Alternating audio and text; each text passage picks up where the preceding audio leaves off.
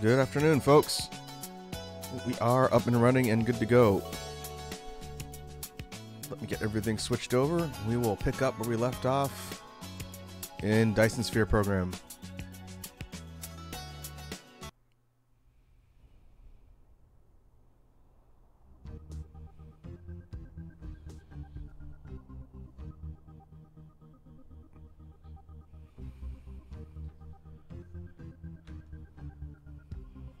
All right. Audio and video should be good.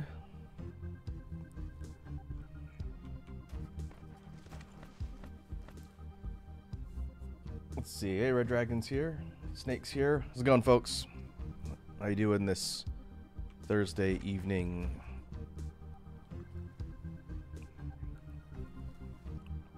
It has been a couple weeks since we were last working on DSP. I forgot what we were doing. So we'll take a look at the tech tree, since that usually drives what we're supposed to be working on.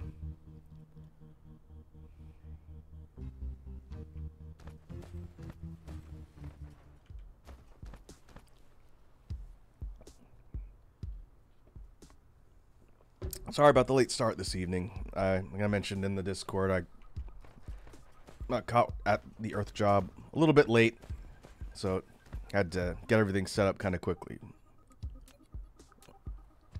But we should be good to go now. All right. What does the tech tree say? We need to be building our way up the power structure for sure. Let's see. Our ultimate goal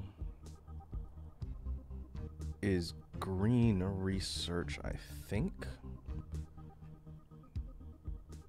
We've got purple.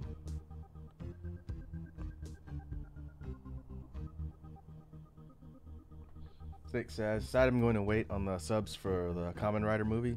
I know you're thinking about just watching it unsubbed, but hopefully it doesn't take long for the groups that do that to get that out and on the street.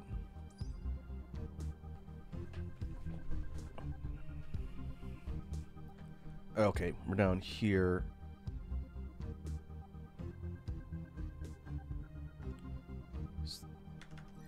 So we should have it unlocked, but if I remember correctly, when we were working on the base last time, we didn't start mass producing the green research yet. Flight mode. Let's go take a look. That requires a pretty big overhaul and production of some of the higher level things that we need now.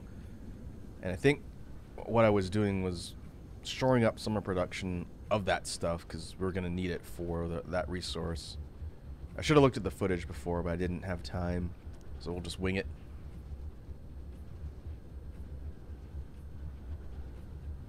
Red Dragon says I'm back and I have tea. How's everyone? Oh, we're good. Good. Just kicking things off, trying to figure out what I was doing when we were playing this last. What kind of tea do you drink, Red Dragon?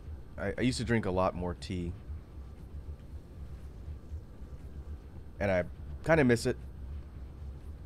I don't drink caffeine anymore, but I used to. Used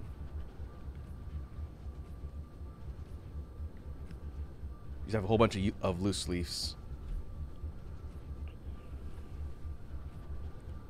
Snake says, so to explain Kamen Rider, you have a winter movie, which is the crossover movie with the previous season. Then you have the summer movie, which is about the current season. So it like bridges between the different parts of the seasons when each movie comes out.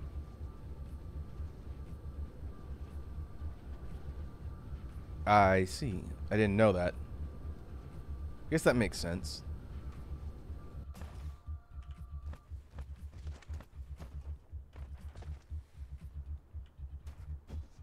Okay, our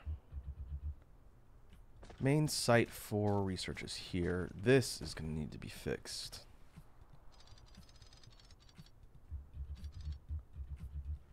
Red Dragon says, basic tea, gray. Oh, like Earl Grey?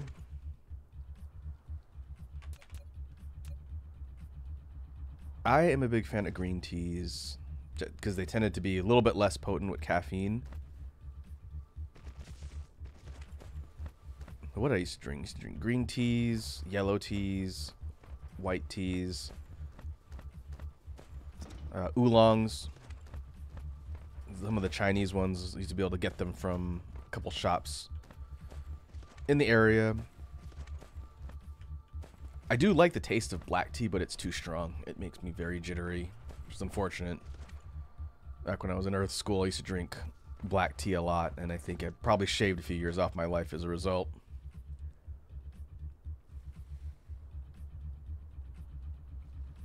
Snake says, I'm from the south. I prefer a good sweet tea. There's nothing wrong with that. Chilled. Like a chilled cold iced tea, essentially. Flight mode. Oh, I know what I was going to look at. There's one specific type of commodity we need to push a lot of production into, which is an issue all the way through the end game. And I need to figure out if I started doing that when we last left off. And it's those chips. Look like microchips. These quantum chips. These things are used in a whole bunch of stuff in the end game. And I made the mistake of not pushing production on these, and then I run out, and I've got to go do it after the fact. So let's see if we've done that. I know we have a small setup, but let's see if there's a dedicated spot. Okay, it requires this. Glass. And then these things. Oh yeah, we did set up proliferation. I also forgot our productivity boosting commodity here. Proliferator sprays. Okay.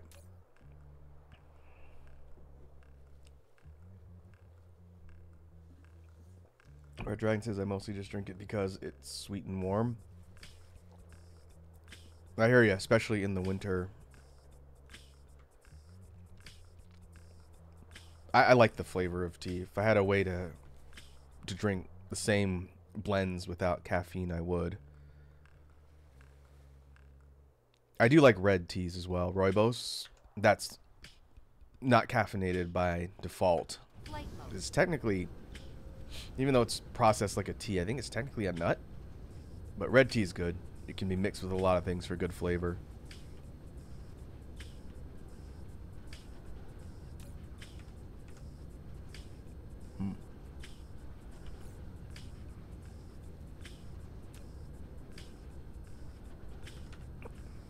Okay, I was going to put overflow. We'll leave that for now.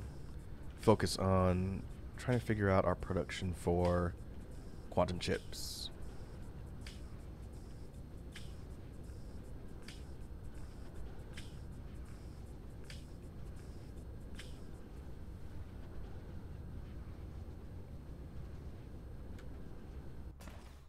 Snake says, the hardest thing about learning is you got to try and retain information. Yeah, I'm assuming you're talking about learning Japanese. It is tricky and challenging because you have a lot of information that you go through and you got to make it stick. Speaking from experience, when I studied the language myself, a lot of it is just practicing over and over again. And I know you're using a language app, the one that Matt recommended. One thing that I found helpful that I did all through the years that I studied Japanese was creating flashcards for the different things that you're learning. You're going to probably be starting with the character-based system, just learning how to recognize the syllabic alphabet. I did it with flashcards, just practicing from the beginning and basically doing it over and over again.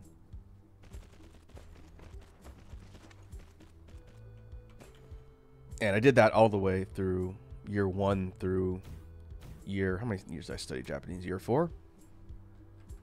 And it was a helpful method for remembering things all the way up through the last year that I studied it. Be it like the writing system or just words. Remembering words and vocab.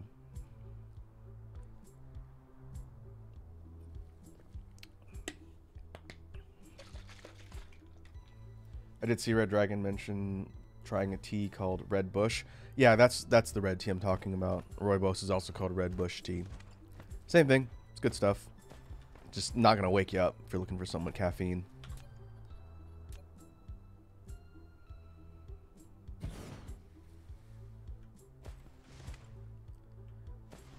And Snake says, think I'm at the end combinations like mo or meh. So like the particles, the specific particles that go in between words, essentially.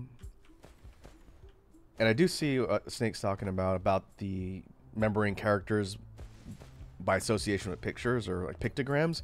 That's actually the way they teach in early Japanese, especially when you get to kanji. But for even the syllabic alphabet, like the kana, they'll say like,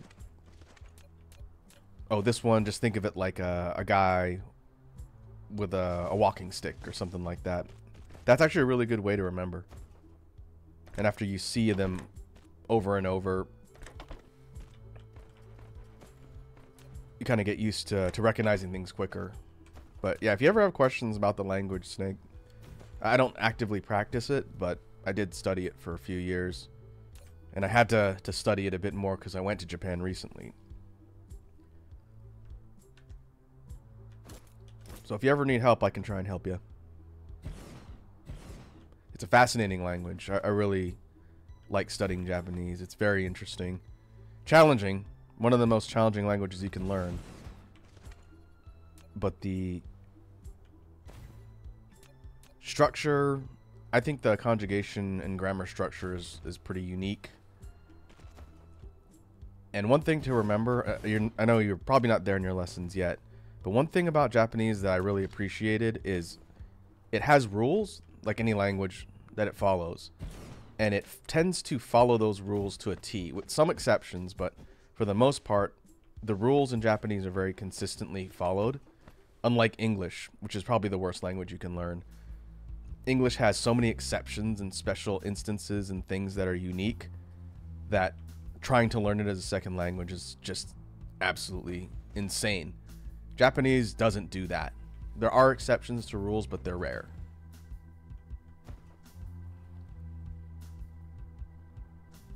Red Dragon says, I learned English by changing how I would talk in public, like using hello instead of your first language.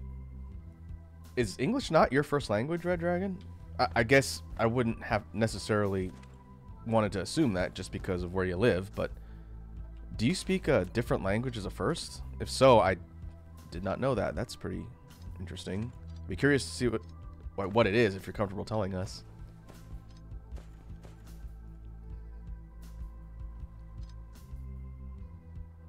Snake says, rules in Japanese do not break the rules like in English. Yeah, again, there are certain exceptions, but for the most part, it's a lot more straightforward when it comes to the rules that you have to remember. There are certain context-based things that you have to memorize no matter what, but unlike English where, you know, I before E except after C, or words that are spelled differently but sound the same, like homophones or whatever the opposite of homophones are, Japanese doesn't do that. It is a lot more straightforward.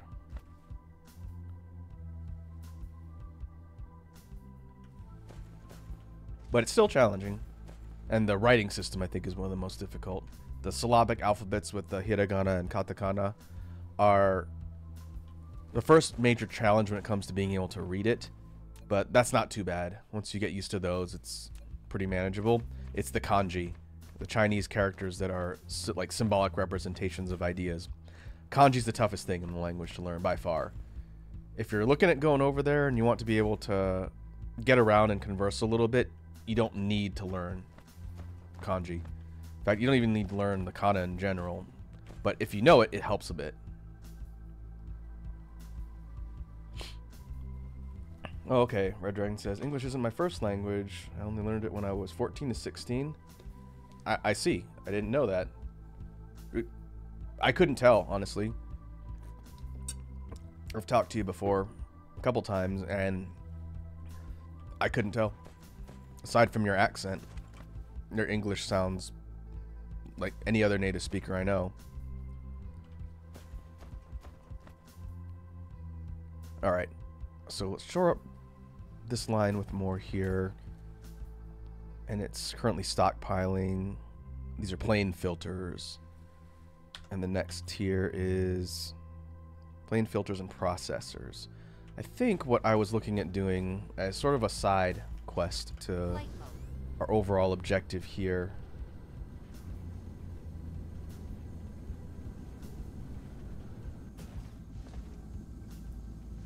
is potentially going to another planet to set up some supplemental production that we can ship over to our main site here to help, specifically the processors, because we can do that on most worlds that have silicon and copper and iron.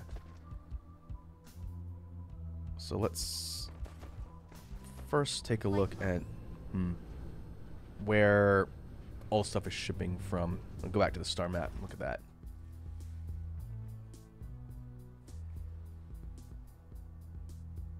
Mineral. I see. Red Dragon says English is first language, or main language, but not first language. Interesting. I think language is really important.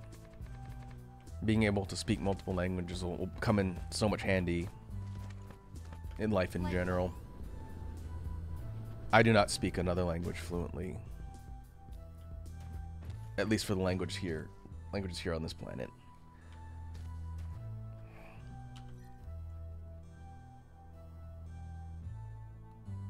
Alright, if we zoom out on the star map, we should have a couple...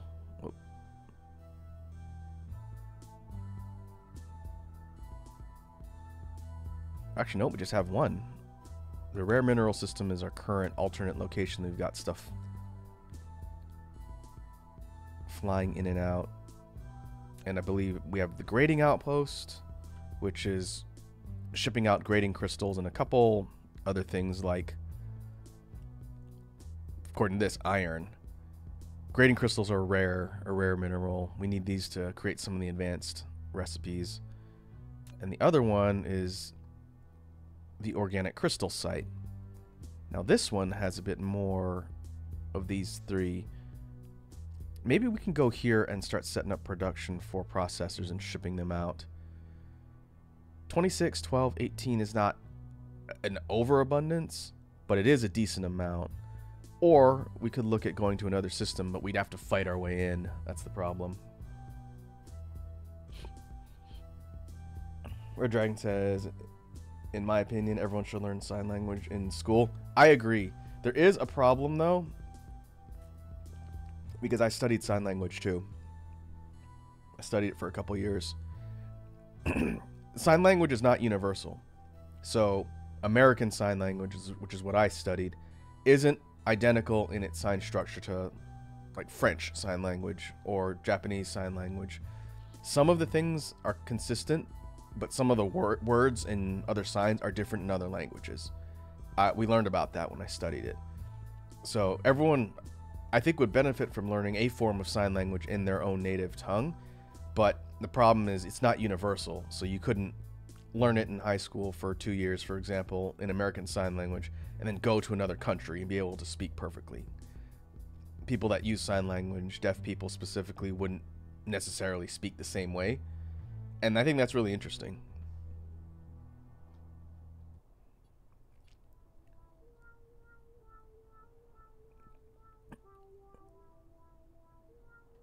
Okay, let's load up on some supplies and head over here to the organic outpost.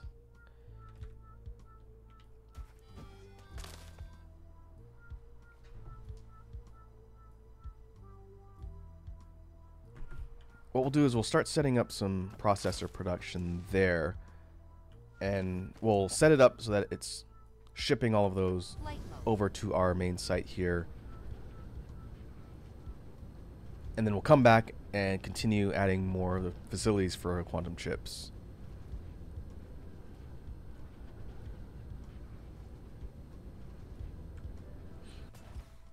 Snake says, I imagine when sign language was being first developed, a lot of countries had a different way of doing it. That's why. It's because each language and culture that developed it developed it slightly differently. And that's why it's not like a universal thing. Some of the signs are consistent, I've noticed. I wish they taught us more about When how it building a works conveyor belt, in other languages, but some of the signs were the same, but a lot of the other stuff was different.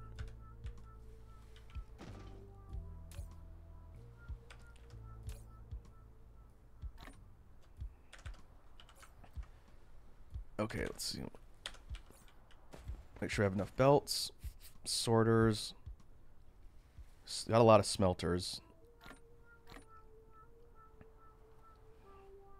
And we'll grab some more assemblers.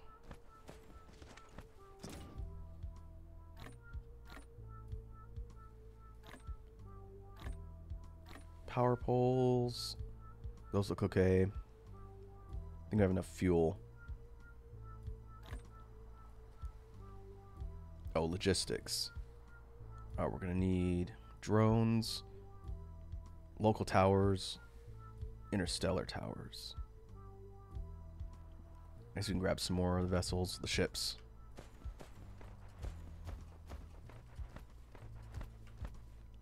Snake says, speaking of sign language, a movie I watched recently was Silent Voice. Still a great and beautiful movie. I haven't seen A Silent Voice, but I've heard really good things about it. Apparently it's very good. Just haven't had a chance to watch it yet. Hey, Lava King's here. Lava King says, wouldn't it be easier to teach everyone binary? I don't know. I don't know binary myself, so I can't say how difficult or easy it is to learn. But it might be harder to apply.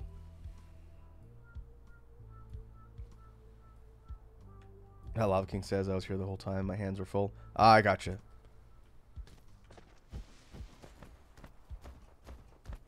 Yeah, language is fascinating. I've always had an interest in learning languages. Just requires a lot of time. Oh, we should take more of these. I don't know if I've even been using these to show them off to you folks. These satellite substations are a power transmission source that is very handy. And it would shrink down the level of our production a bit.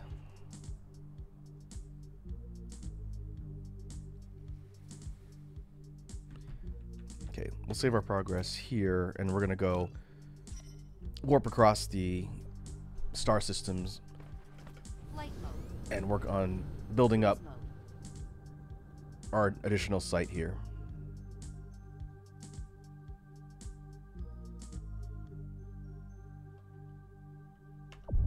Warp engine activated.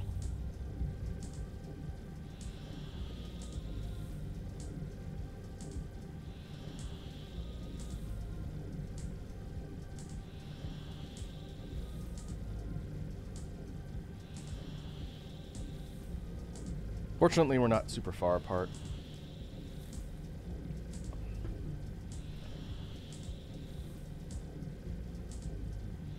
I did see Lava King put in chat, hello everyone, in binary. Nice.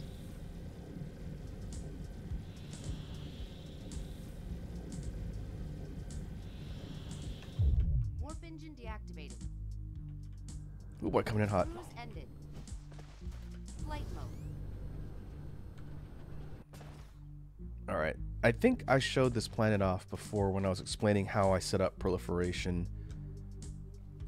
Flight mode. We put... Oh, we're over here. Kind of closer to the pole. This thing looks like a tennis ball. We put 2 bands of solar panels around this thing for power, that's right. Okay. Well, let's take a look at our mining facilities and see what's being produced. I think it's definitely iron ingots and maybe circuit boards. Let's find out. Or it could just be proliferation, I don't remember. Yeah, this is for proliferation, iron.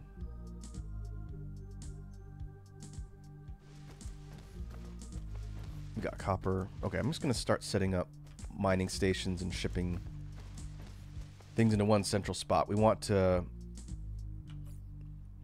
go over here, and our target is making these little orange wafers, processors, which we need. Circuit boards, which are iron and copper. And then we need the microcrystalline components, which are copper and silicon. So 3 different base elements, all 3 of which are here.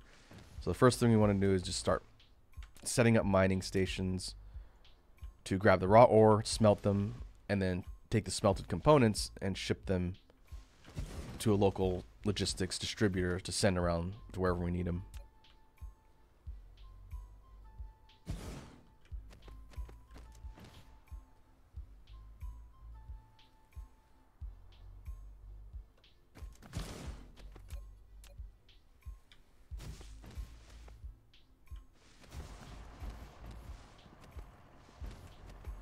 Oh, here I can show off the satellite substation. So these things, which look like little umbrellas almost, are set down in a location, and they provide a large radius of power to a bunch of different structures. If we look at the radius for the regular power poles, it's considerably smaller than the massive radius of the wireless ones. They basically go up quite high, in fact, and they project a power field in a much bigger area. Very handy. And so we're basically going to run all this stuff. Try and go down below the grid lines.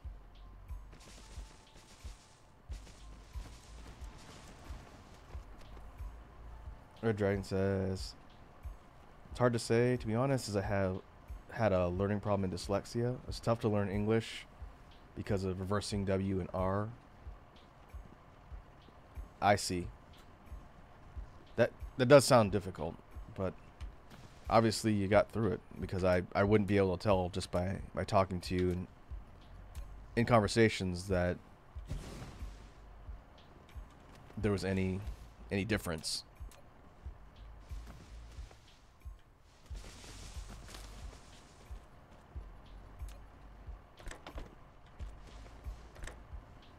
Oops, no, we don't want that. We want smelters.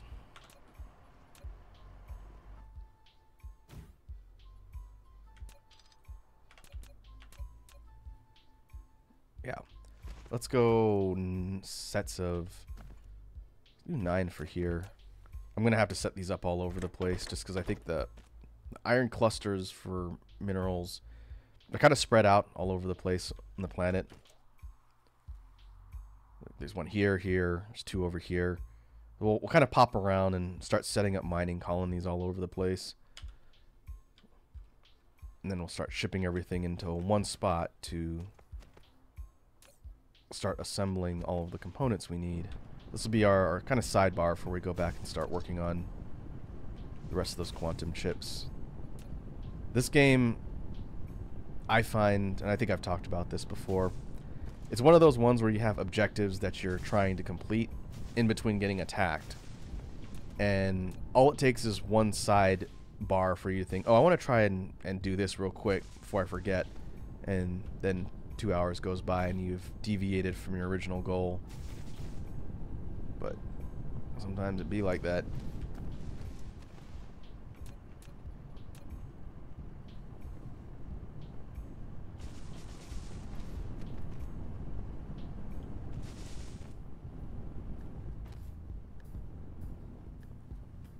Could even... It's gonna be a little messy.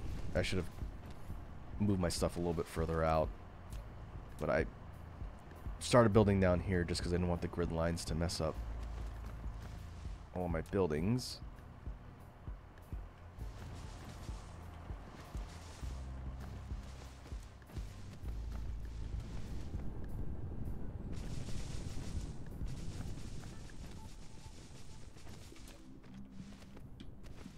What we could do is put one of these here. They take up a little bit more space than the poles, but they offer like a 4 times radius, larger radius.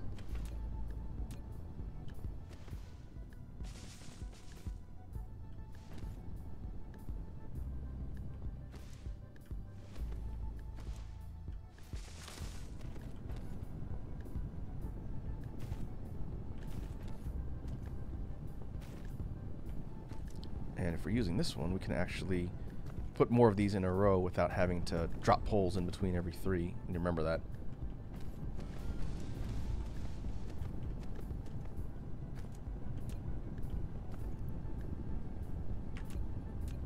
We'll run...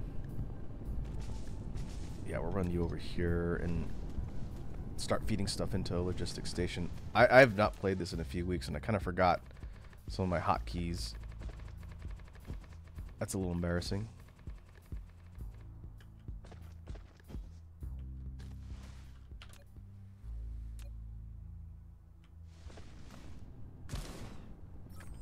A logistics station. Yep, we know.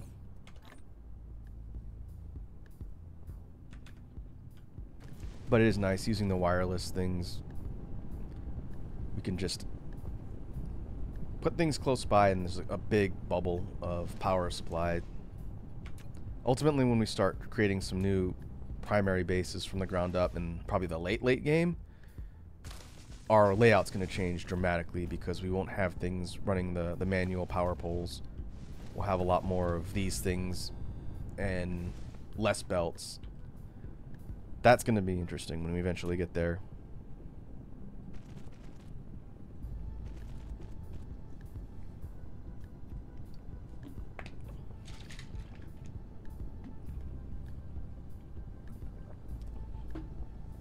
A dragon says, you can imagine trying to talk or write where the letters are switched around, like doing school essays. And mixed letters look like someone faceplants a keyboard. For me, it looks normal. Yeah, I've known some people with dyslexia. That's definitely a challenge. Oh, let's have this start stockpiling.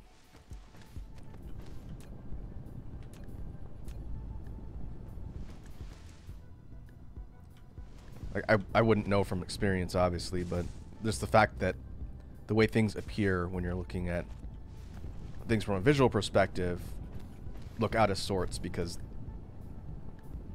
you know, they look like they're flipped around or whatnot. I could see that being incredibly challenging.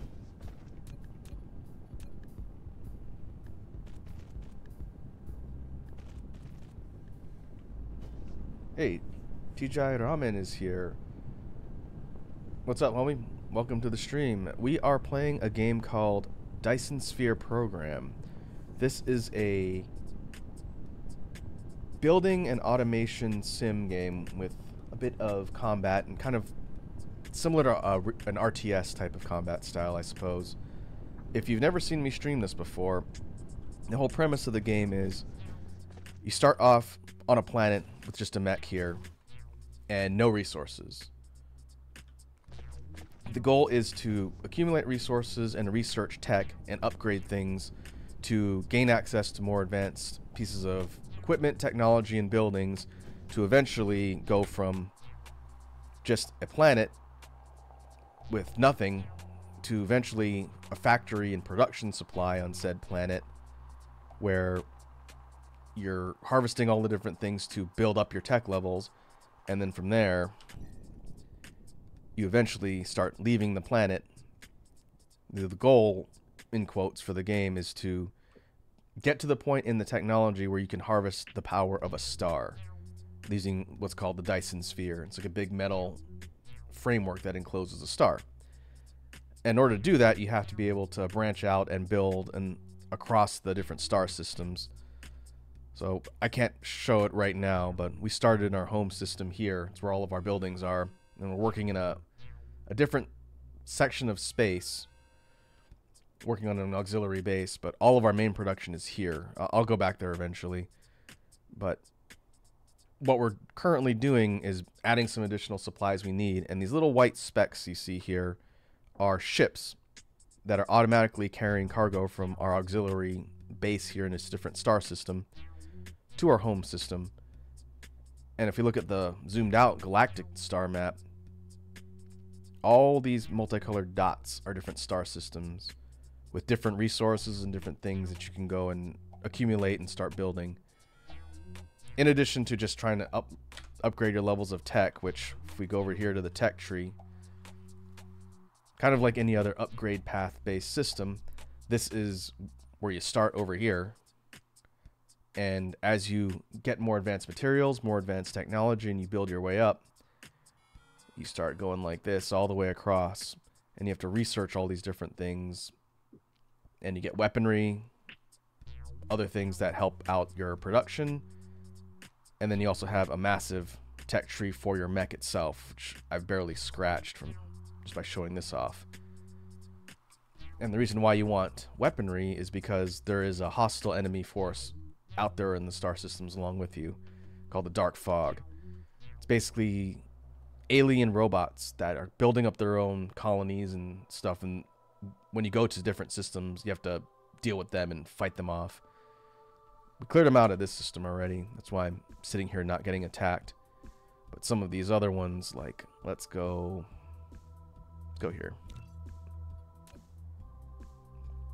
This random system, which I know nothing about. If we were to come here and start trying to colonize and settle on the planets, we'd have to deal with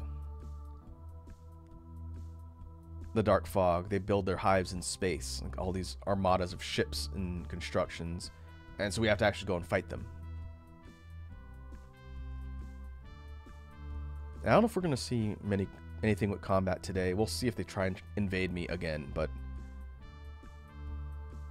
the core gameplay loop involves optimizing production and upgrading tech.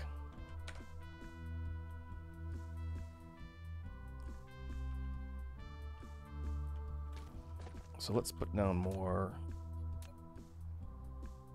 power. Continue to build this out.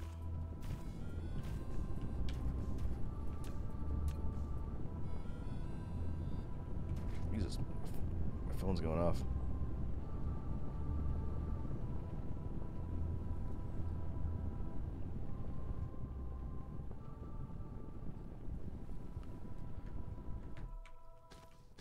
Alright, let's keep running everything up to storage here. Another thing that's a key idea in Dyson Sphere program, like a lot of these automation games, is as you're producing individual resources that are used to combine and craft different things, you need to be able to send them to different spots in order to build with them or use them in any way. So these big tree-looking towers are logistic stations. If we drop stuff in here, we can tell our drones to send them around the planet. In fact, that's actively going on here. It's just hard to see because I'm zoomed out. I have stuff flying from different ends of the planet to different spots, like here where all of these facilities are producing stuff. And so the automation aspect is figuring out how to make all this stuff go on its own, so you're not sitting here randomly accumulating things and having to do it yourself.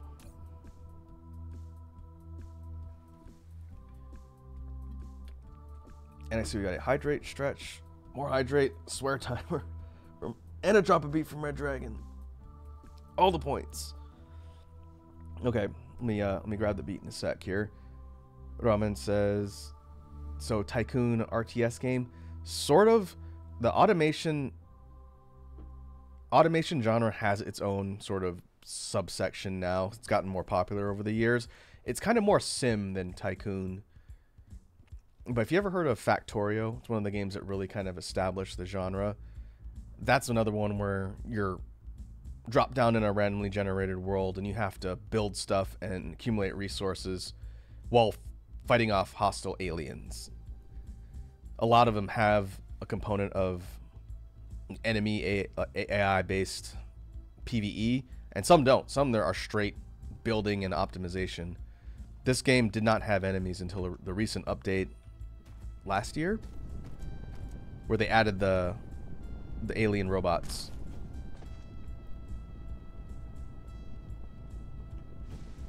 All right, let me put some overflow here, and then we'll turn on the rest of the redeems here.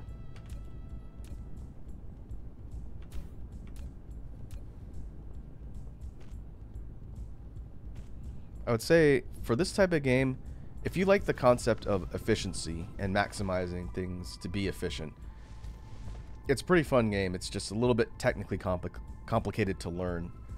Dyson Sphere program is in early access right now and has been for a couple years, but they're they've added a lot of content to it. They're constantly tweaking things and updating the game.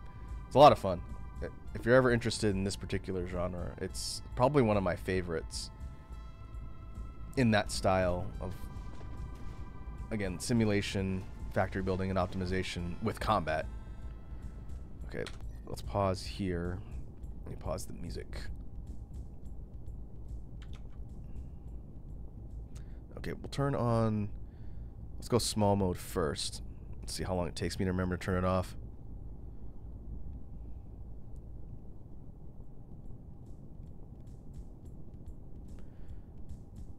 And I will put my headphones on for the beat. First, let me pause. Pause the music. And I'll pause game audio.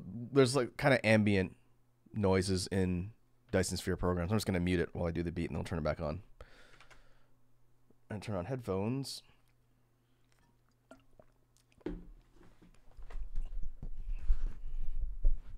And let's see what kind of beat we can come up with. So let's get it.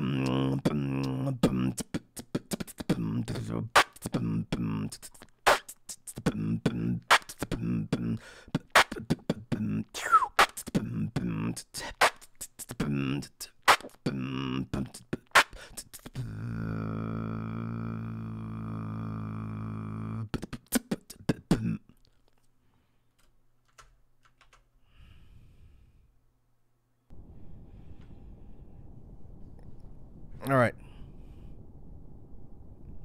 Let us put all the sounds back on.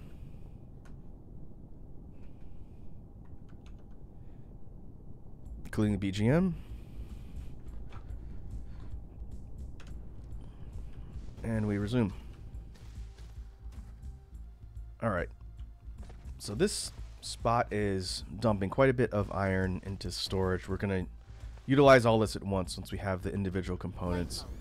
But now we need to basically take this arrangement here, maybe not identical, but we're going to do the same thing over here with copper. And rather than create a different logistics station, I think I'm just going to run it all the way over here and dump it in this one. Each one of these can hold 4 different types of object that they're going to store and ship out to different spots wherever you need it. So we could throw iron, copper, and if there's silicon nearby, we can do silicon. If not, we'll go somewhere else. And I'll probably set up more mining here. This is titanium. Titanium is pretty handy too, but we don't need it at the moment.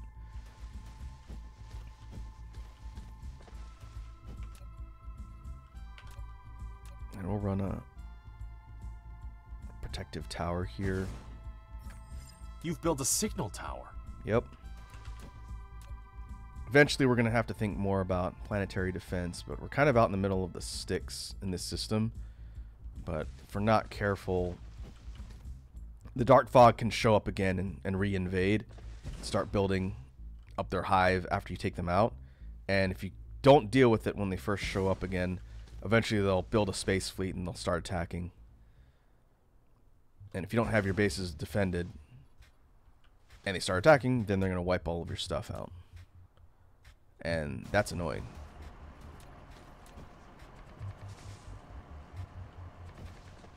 And we're pretty close to the top or bottom of the planet.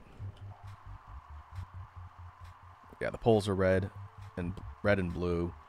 I don't know which pole this is. I'm going to assume like North Pole maybe.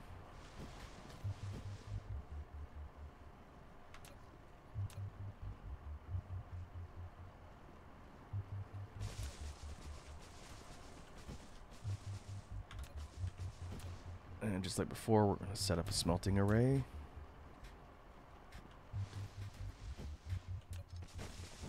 And we'll use our wireless power transmission so we don't have to break things up.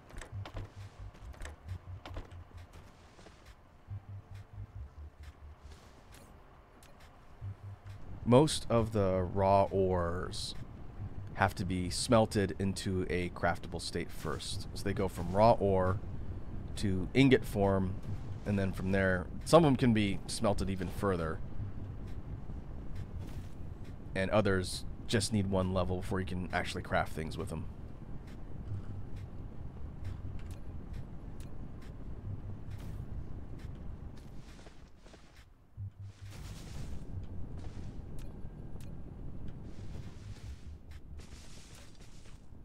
Okay, we'll run we'll run in groups of 6.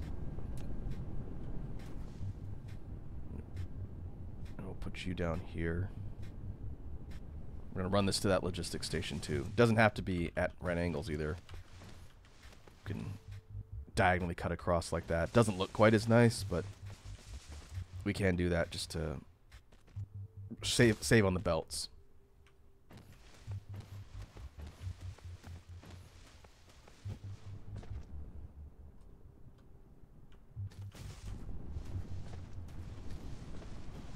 And we need to run these down here so that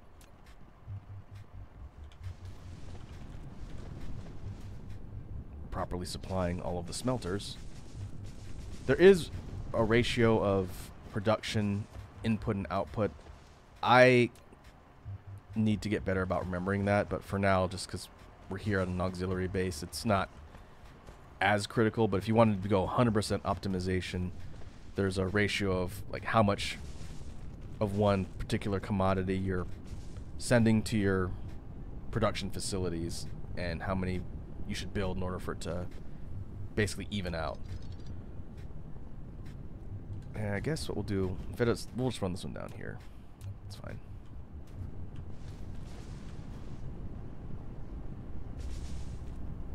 It doesn't have to be 100% perfect here, just because, again, additional materials that we're going to be sending elsewhere.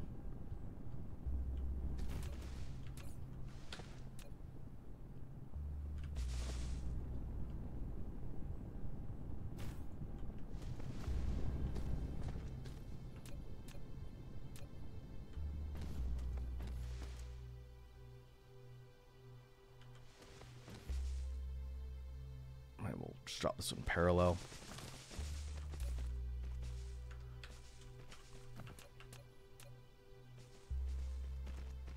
Like so.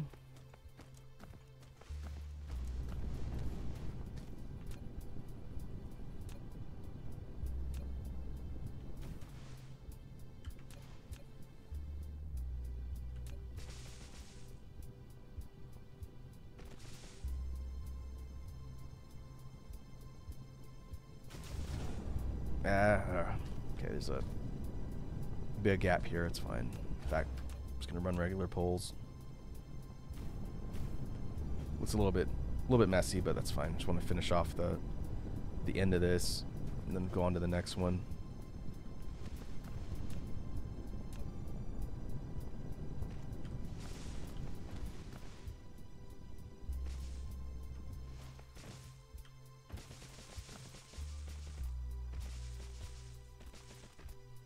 So now we have copper coming in from here, full up on iron, but our overflow is basically just stacking up more. And I might do this so that when eventually we start using all of the stuff that's being stored here, it'll start feeding from more of these, and I'm almost out of chests. That's going to be a problem.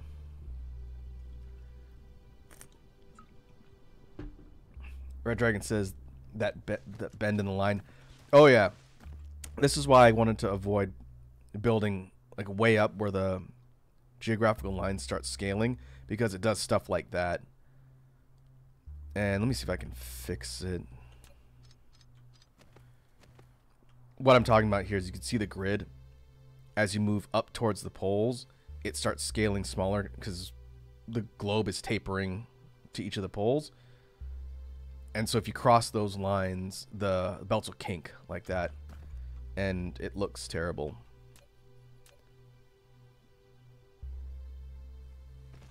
There. That's the best I can do because it's crossing the line right here. So just don't look too closely at it. This game is probably not super friendly to people with tendencies towards OCD. Now that I think about it. No. But that's okay. Flight mode.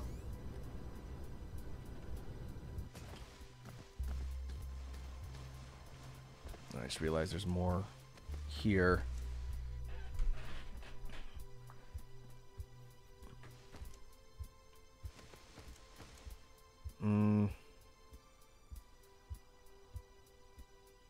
Okay, I'm going to delete that third line. I thought it was more overflow, but there's nothing reaching all the way out there. If we take a look at the copper, the raw copper ore, it's only getting out to here, and then it's being consumed. So we'll leave these and delete all these other ones. And then we'll take advantage of that other site.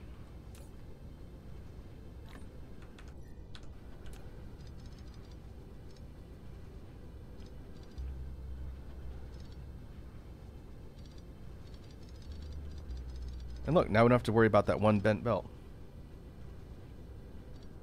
It's fine. It's perfectly fine. Don't worry about it. Alright, where are we on the timer? I'm paying attention.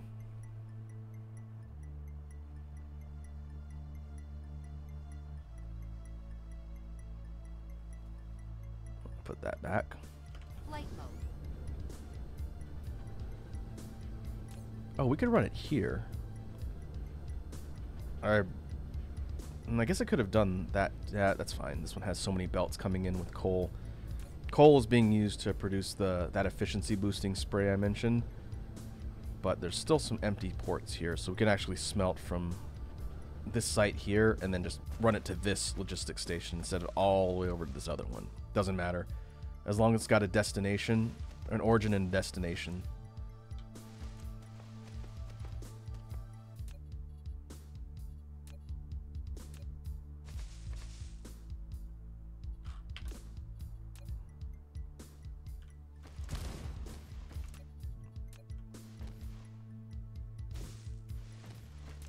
Actually, let's figure out how we're going to position the mining machines first.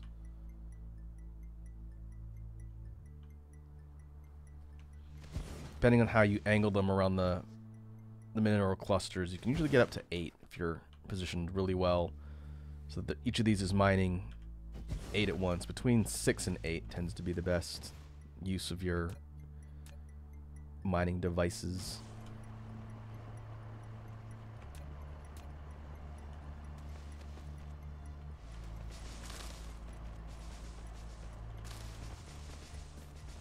Okay, we're going to build on the bottom here.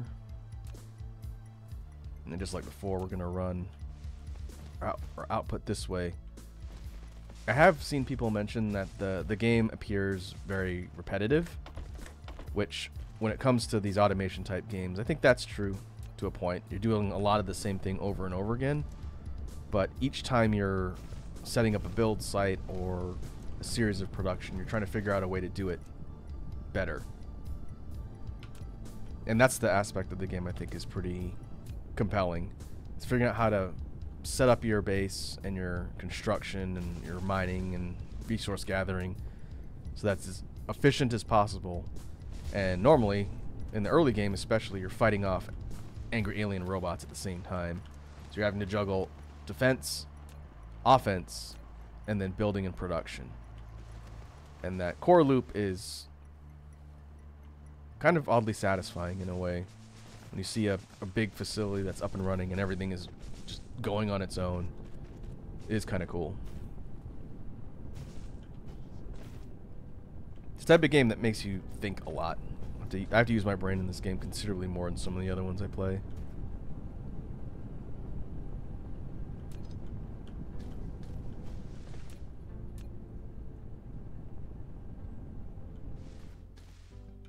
Okay, we're gonna run down this way.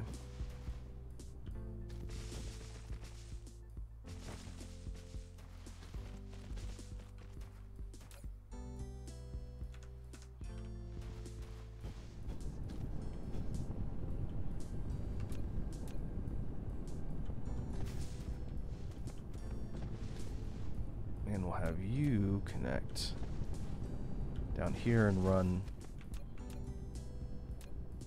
a handful more smelters down this way until we run out of space.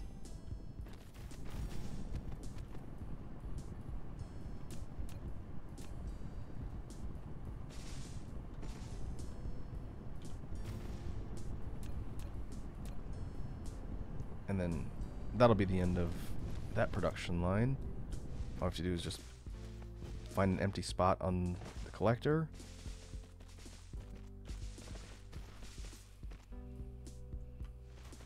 And then that'll be our second deposit of copper being piped over. We could do overflow here. I'll put him here.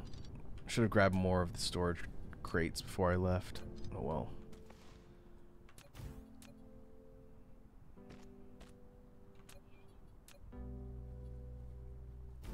It's fine. We'll fill up when we go back. The reason why I'm doing this is because these will continue to mine, smelt, and produce stuff until they run out of the base ingredient.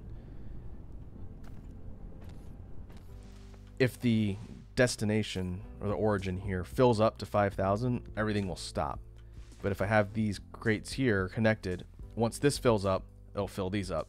And if this depletes, it's going to consume all of the excess here first. Which I will put another... I'll put line eventually, since I have an empty spot here.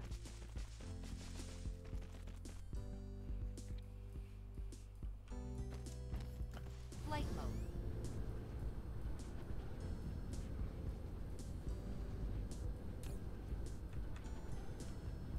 Okay, so it's more copper. Let's go ahead and save our progress.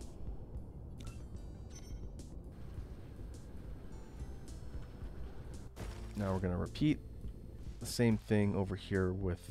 Now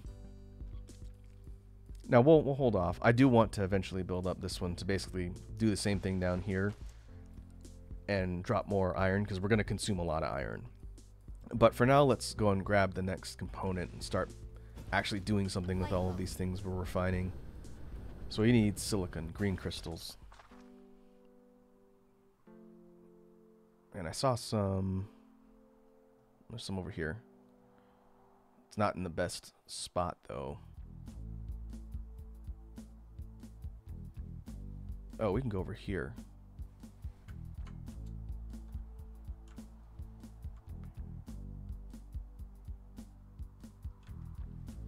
In this direction. There's iron and silicon over here. We can set up another logistics station out here and grab all the stuff. Yeah, it's much more efficiently located. In addition, we know I can't build on water, so you see me filling in rivers and lakes and stuff, destroying the natural habitat for the sake of the factory.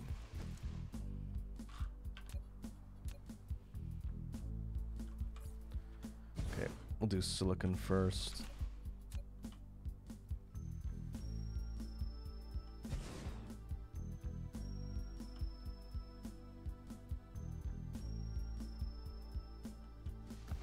Maybe I'll be able to fit 4 of these here. That's nice.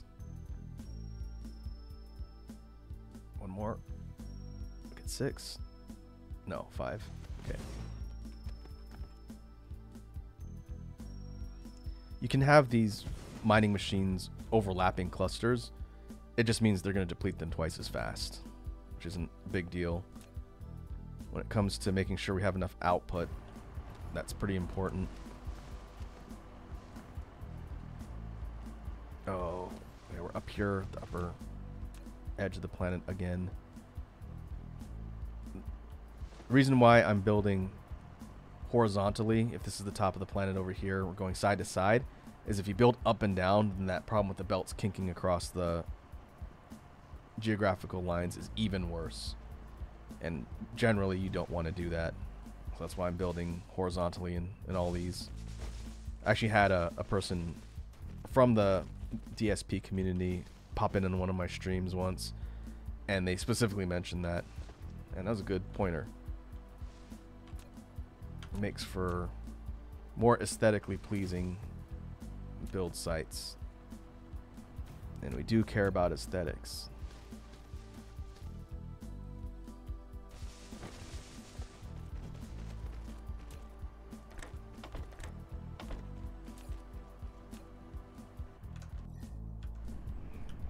Alright, just like the other ones, let's go 1, 2, 3, 4, 5, 6. 6, and then split the output. I guess I'll put the logistics station here up closer towards the pole. It doesn't really matter where we put it. We can put it in, no, let's do this. I was going to say I can put it in range of the wireless tower, but it's fine. We'll put it out of the way.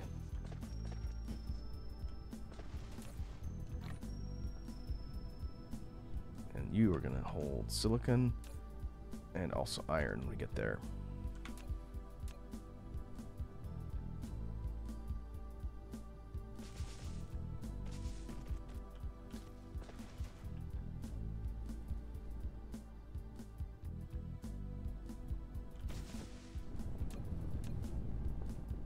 How are we doing on our power consumption? I haven't talked about this yet for folks who haven't seen this game before, but in addition to our builds and our efficiency, we need to keep an eye on how much power we're consuming. The overall blue outer ring here on the diagram is our total output of energy, power, and the orange is how much we're consuming. So we're about 25%. Right now, it's all being primarily generated by the solar panel network, these bands that go across creating the tennis ball. These are solar panels, and as long as they're lit by the sun, they generate and store energy in the power grid. I have it going around the planet because we're constantly rotating in space. So any given time, a section of this grid is active and generating power. 253 megawatts is pretty decent output, but if we build a really expansive base and series of buildings, it's going to demand more power. And we'd have to either come up with another source or drop more solar, which solar is useful when for small bases, but if you have bigger energy demands, it won't keep up. And so I don't think we'll have to deal with that readily right now, but it's something to keep in mind, because if you run out of power, everything shuts down and your production ceases.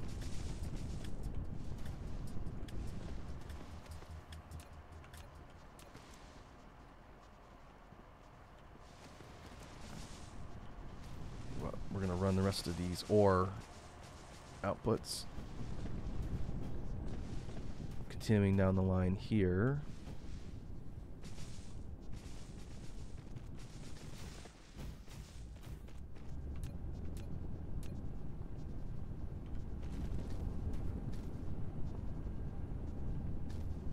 Can you even connect one? Yeah, we'll do that. We'll go 2 and 2. This one's gonna add more here. And this one will connect down here.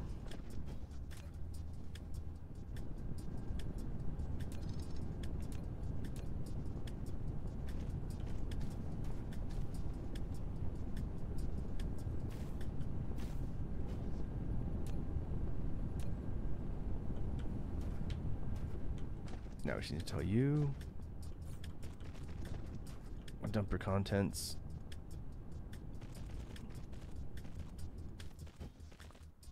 Right here.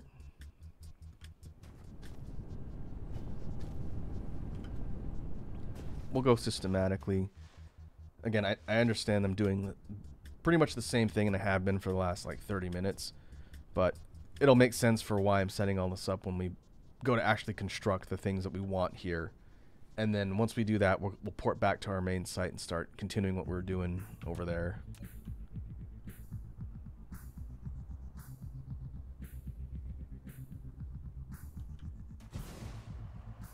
I think I mentioned it in one of the previous streams, but my goal with the playthrough of Dyson Sphere program here on stream is to get to the point where we've built the sphere, which we're somewhat close, but we're not quite there at the quote-unquote end goal of the game quite yet. But I'd say we're a handful of sessions worth of time away. I will most likely do some offline progression so that when we come back we're a bit further, closer to the goal.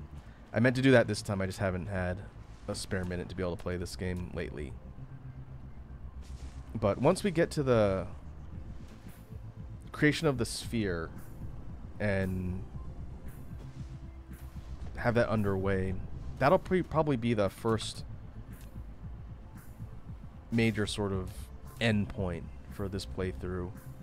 Because this game's in active development and they're adding content, there's a good chance that even once we get there, there'll be stuff to show off in the future. But right now, the only way to really beat the game, in quotes, is to build the sphere and unlock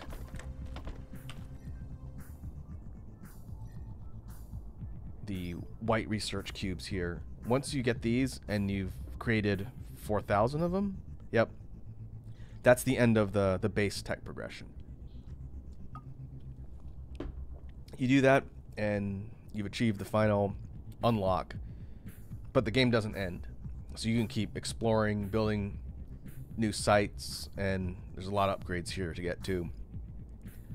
And so the game doesn't really end, but the last milestone achievement is 4,000 of the white science. Rather than go all the way out to that point, because that can be like over 100 hours, I'll probably wait till we get to the Dyson Sphere, and then we'll probably call that good for the playthrough, at least as of then. And then if they add stuff that's going to create additional objectives or additional content in the future, we can always look at DSP again.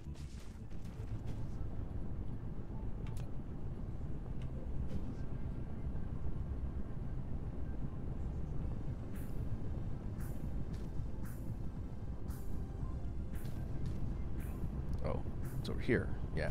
I was wondering what was powering these.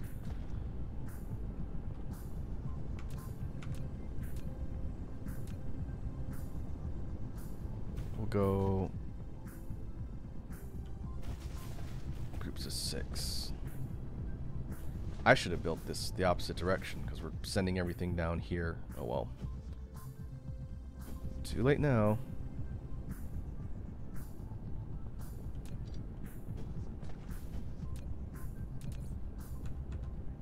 I don't want to drop another logistics station. That would be kind of a waste.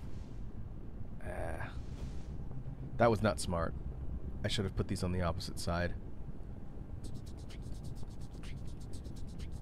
Oh well, just means we're going to have to do something a little bit less aesthetically pleasing.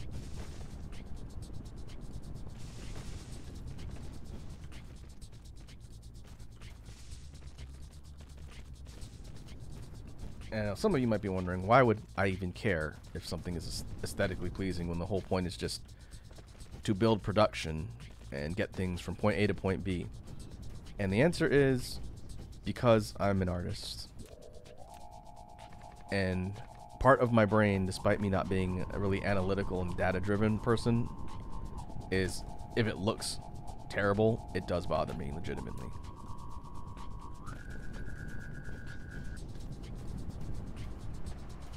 I know for a fact that's a trait that people who play these games develop over time. Where your first few builds and playthroughs, everything's just kind of chaotic and all over the place. And then when you play through again, you want to make it look nicer. more efficient, more pretty. Which is kind of the replay value of games like this, even if you get to the quote-unquote end objective. The idea that, well, I want to go and rebuild a base from scratch with all of the tech I've unlocked, and I want it to be even better built and better run than what I had before. And I have done that in my other playthroughs. And chances are, if we do kind of like a season 2 of DSP, I would probably go and progress the save file and then come back once there's new stuff to show off and say, hey, when we last left off, we built the Dyson Sphere in our home system. I've since done the same thing in another system, and here's how much better it looks, to kind of show off that progression.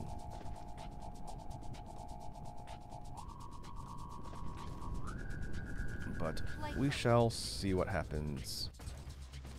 There is another game in this genre. Its gameplay model is a little bit different than this one, but similar idea. It's called Final Factory. And I've been keeping my eye on the early access that launched just recently. It was last month, or this month, I think. And same concept of building in space and trying to create the most optimum setups.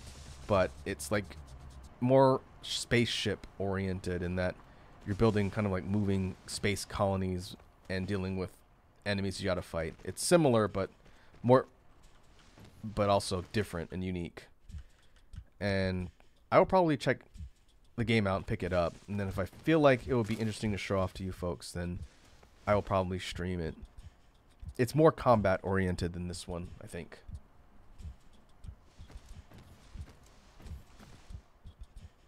But we shall see. I didn't want to stream more than one of those types of games at once. I don't think people would find it interesting.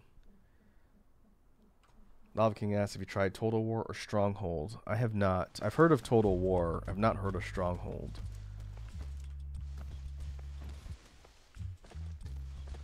Are those like building and like automation sim type games? Or are they more strategy?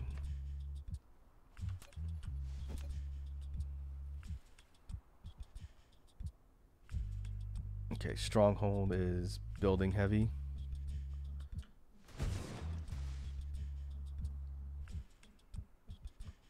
I can take a look.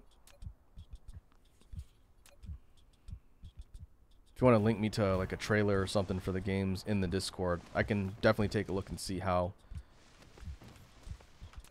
the gameplay looks.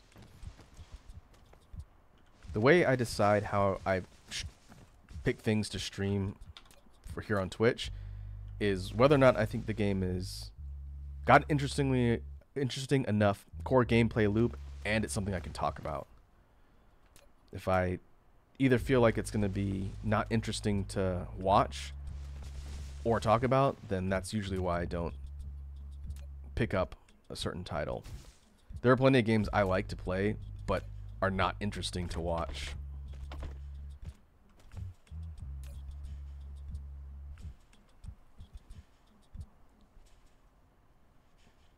Stronghold, in addition to being building heavy, resource management. If you like medieval history, it's up your alley. Okay. I will have to take a look.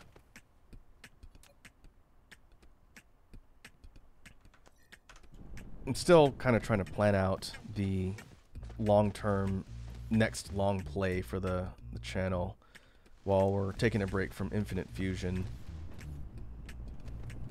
If I mentioned it before, I think you were here, Lava King, because we were talking about it. But I think I'm going to do Fist of Mars. I think that would be fun. That game. One of the reasons why I haven't started that one is a lot of text, because it's a kind of story-based game in addition to like the mecha combat and everything. And it's really cool, but I don't want to have to read a lot of text. So that was one thing I was thinking about. It's one of my favorite games from the Advance, but I'm still kind of waffling on the fence as to whether or not you folks are going to find it entertaining.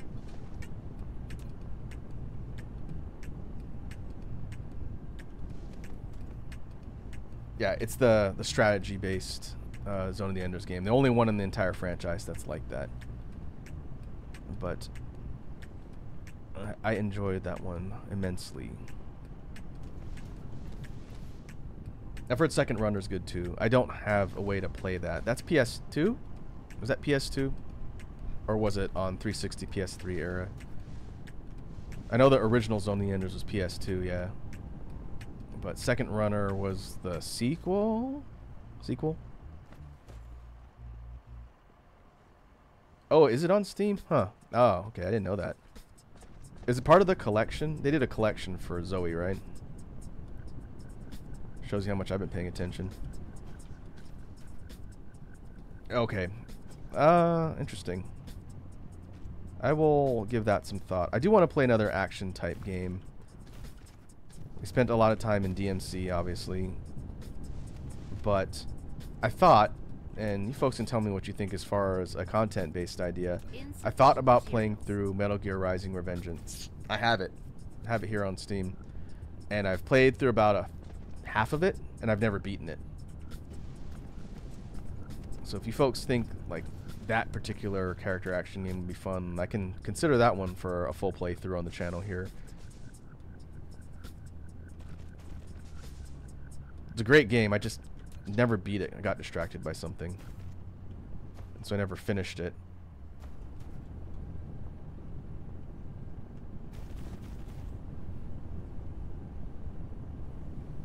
Okay, Red Dragon says Zone of the Enders 2 is solos on Steam. Okay. It's been remastered? I'd assume so, if they re-released it on PC. That's cool.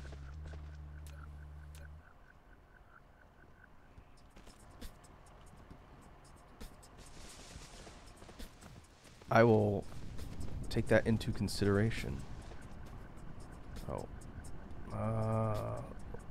We're all the way over there? Okay. Let's do this then. We're gonna loft our belts. It's not gonna look super pretty, but it's fine.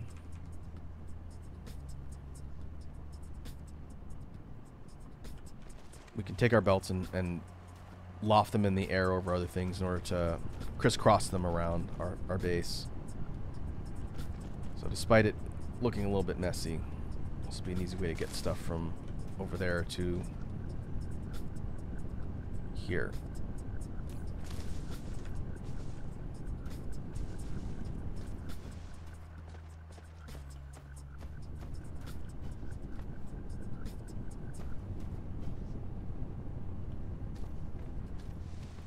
And we'll do the same thing with this one. We'll go parallel.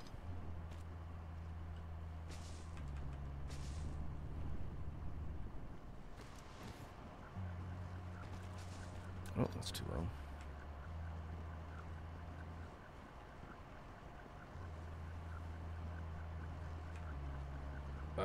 Alright, that's not super feng shui, but that's fine.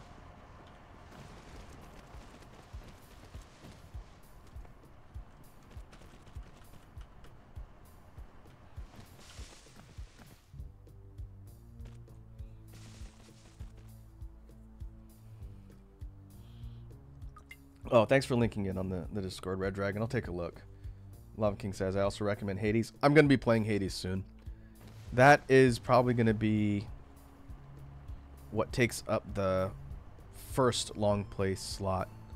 Because right now I have 2 open slots of things. That's why I've been rotating through random games, just looking at things here or there. We looked at Death Must Die last stream just as a one-off to see how the game looks. And I'll probably come back to it at some point. But I have Hades. I bought it recently. And I was planning on streaming it. So that's probably going to be the first thing I pick up. And then I'll think about the Zone of the Enders thing. Flight mode. Okay.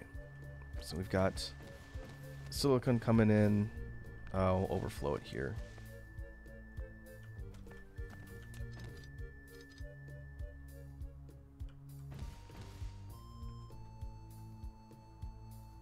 A seed is approaching your system. Oh. Okay, well, we gotta deal with that too. Now it actually notifies us when the dark fog is invading and getting ready to try and rebuild. That's new. The sound alerts are new.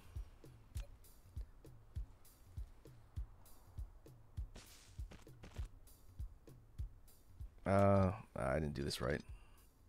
Let's go over here. That little yellow icon on the right, that's the seed marker. Okay. We're gonna have to go and deal with that before they show up. But let me finish this first.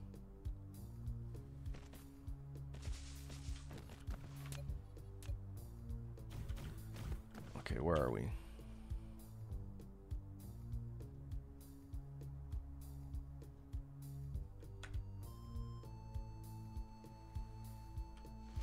Oh no, this isn't here.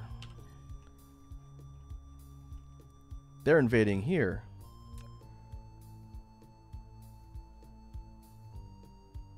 Okay, alright. So they're not there yet. The seed is right here. This red circular object. This is the dark fog deploying. And when they get to our home system, they're going to start building up. Okay. We got a little bit of time. They're close, but they're not quite there yet. I don't know if I can intercept them in mid-flight. We used to not be able to do that. You'd have to wait till they actually showed up. I guess we can try it. We'll just save our progress.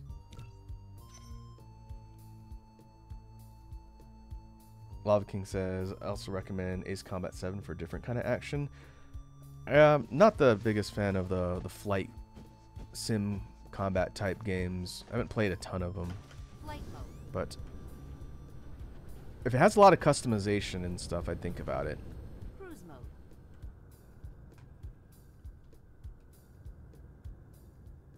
Okay, we're going to try and intercept the seed, and then we'll go back and finish what we're doing.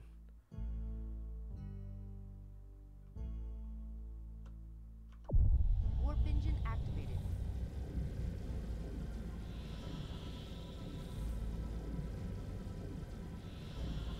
Oh, another game I was going to check out. I don't know if I wrote the name down, which is going to be a problem.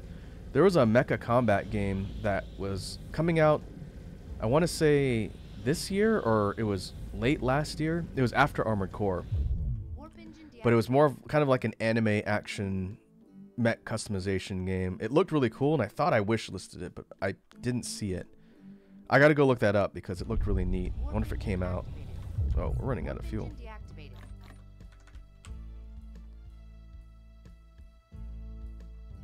I know we talked about it on one of the streams. It's multiplayer only? Okay, that I'd have to go look and see if it's the one I'm thinking of. I'm sure there's more than one. But I'd be down to try a competitive game like that if there's a lot of like customization and strategy. If it's like a pay-to-win type multiplayer game, I'm not going to touch it. But if it's like a level playing field and a lot of build opportunities, I would consider checking it out. Lava King, if you have the name and you want to drop in the Discord, I'll take a look later, because again, I forgot what it was called, but it looked really cool. And I don't know if it came out.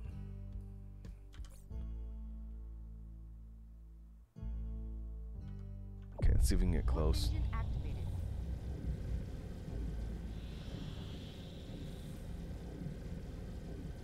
I probably should have been paying attention to my energy before I jumped out in space. Warp engine deactivated. That's it, I think.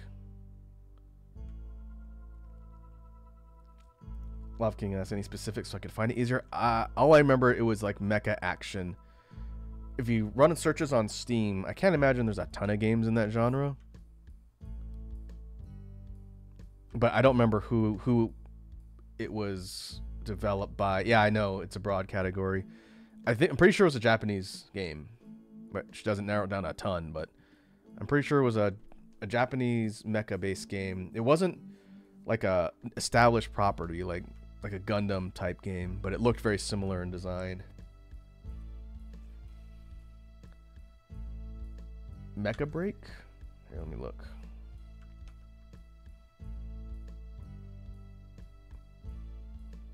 Let me pause for a sec here. No, it wasn't Daemon X Machina, Red Dragon. I know about that one. That was like the last somewhat Armored Core game to come out before 6 came out. It's not that one. Let's see. Mecha Break. It is not out yet. It does not have a release date. Let me see. What does the gameplay look like? I'm just gonna watch a bit of the trailer real quick, and then we'll get back to what we're doing. Yeah, I think this is it, Lava King. I think this is the one I was thinking about. I'm gonna follow this one and add it to my wish list. In development. Okay, not out yet. Thanks for looking it up, Lava King.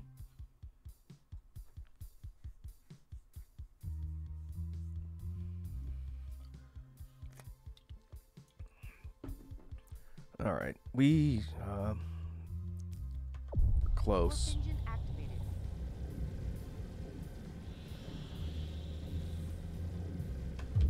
Warp engine deactivated. There it is.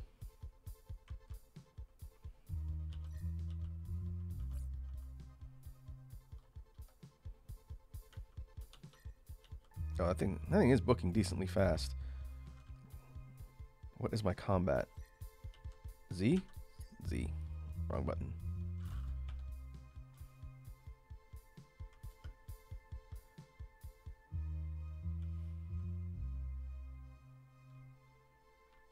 Oh.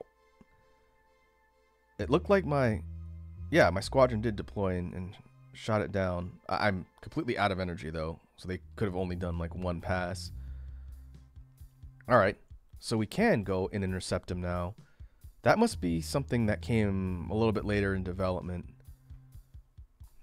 Because in the past, we'd have to wait till it's set up in our system, then we go and blast the hive before they can start building. But that's good to know. We can run down the seeds and stop them from setting up, because it'll warn us now. I'm going to go all the way back to Homeworld, refuel, and then I'll go back to the auxiliary site and keep building.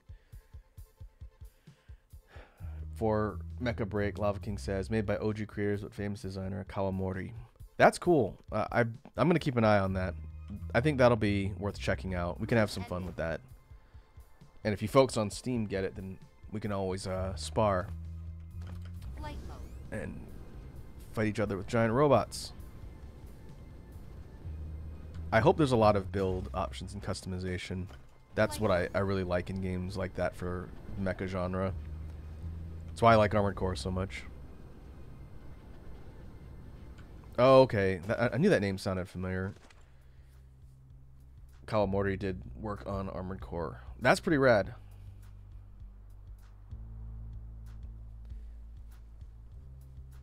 Yeah, Lava King says, you want mecha customization, go Mech Warrior. Yeah, that's true. Maybe not to the extent you have in Mech Warrior, because I'd rather the combat be faster than Mech Warrior. Mech Warrior is too slow. I've watched one of my VTuber peers, Kondo Hurling, play it, and it looks cool, but after playing Armored Core, which is much faster, obviously, it's like I'd rather play that style of game than something that's a bit slower, more methodical. Flight mode. But yeah, we'll see. We'll see how it looks when Mecha Break comes out. Hopefully it comes out this year.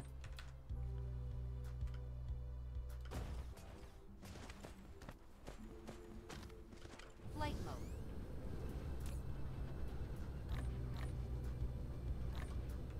Alright, let's restock our production supplies, and we'll jet back out to where we were and continue building our auxiliary base.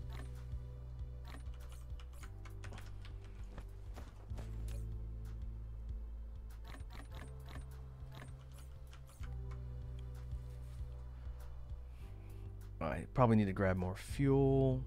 Belts are okay. Smelters are okay. Assemblers are okay. Get more mining machines. I will inevitably need more of those, though, even though I might not right at the moment.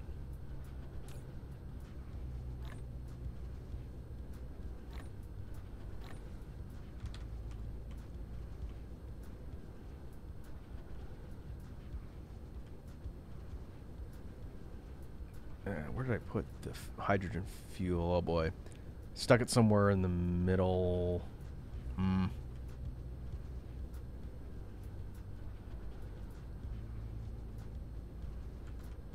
But where? I don't remember. It's been too long. Flight mode.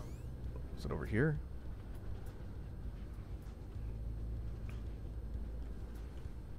I see Red Dragon is heading off to sleep.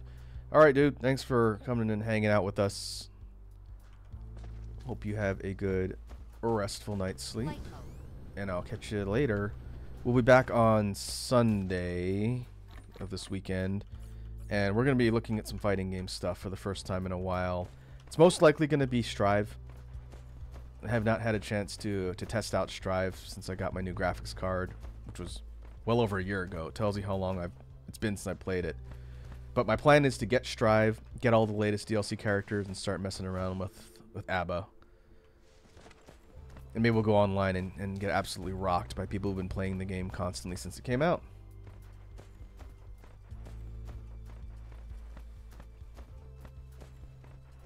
Yeah, we're still on for Saturday, Red Dragon. I'll coordinate with you on Discord since that's not going to be on stream.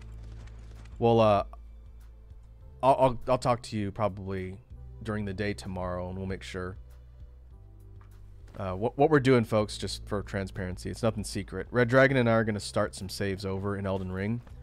Same characters, we're just going to start over and get back to where we left off in the last session so that we can pick up the next time we're doing a collab stream, because we're going to use the multiplayer mod to reduce the amount of time summoning each other and whatnot. We're just going to do a persistent multiplayer using the mod, and that'll make it a lot easier, but we have to start new files. So we're going to do that offline so that maybe the following weekend, we'll figure it out. We can resume Elden Ring and continue the journey of pain. So we'll get all that set up so we're good to go before the next collab stream. But yeah, I will talk to you later. We'll figure all that out. Lava King says, Front Mission offers customization. Yeah, Front Mission is another series I wanted to get into. Is there a more recent iteration of Front Mission on Steam? Because that's a series that I just never had a console or a system that could play whatever iteration was out back in the day. But I wouldn't be opposed to checking out Front Mission. In fact, rather than just ask, I can... Well, no. Where'd my Steam go? Oh, the remake versions are on Steam. Okay. I didn't even know that they had remade it. I haven't been following the Front Mission development, but I'll look at that too. Because those games are really cool. Those are squad-based mecha customization. They're turn-based? Are they turn-based? Is it map and turn-based?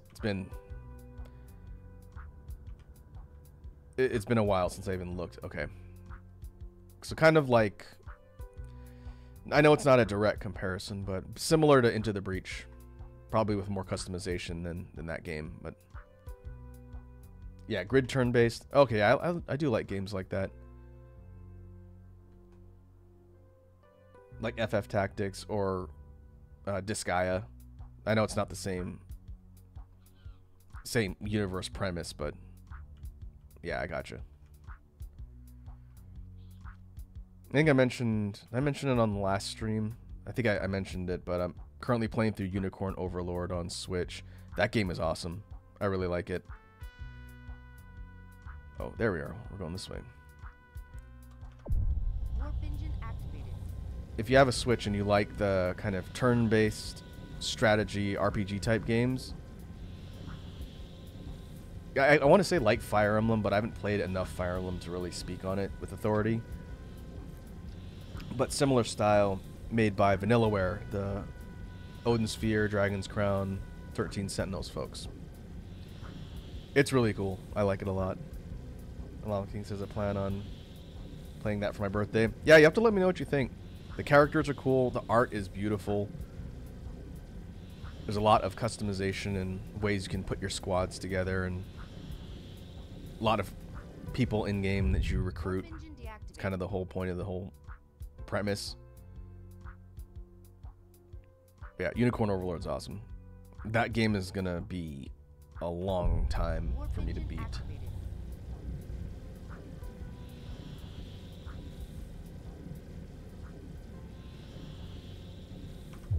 Warp engine deactivated. Alright, let's pick back up where we left off. Lava King says, 13 Sentinels is iffy because you don't actually see the robot combat, just UI HUD. Yeah, I think that game is more story-based, isn't it? Have a lot of like social link type stuff that's part of the game.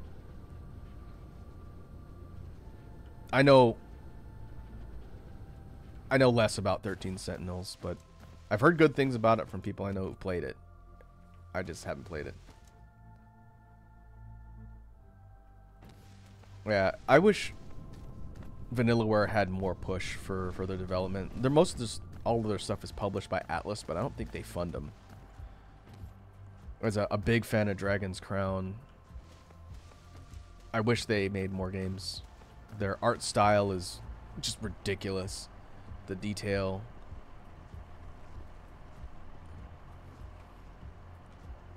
Still, I said it last time, I'll say it again. I still want them to port Dragon's Crown to PC. I'd absolutely buy it if they did that. But I know when Atlas asked Vanillaware if they were going to consider porting Unicorn Overlord to PC, the devs just kind of looked at them like they didn't know what a PC was. So I don't think it's going to get ported anytime soon. They historically don't do that for whatever reason. I don't think 13 Sentinels is on a system besides the Switch, unless I'm wrong.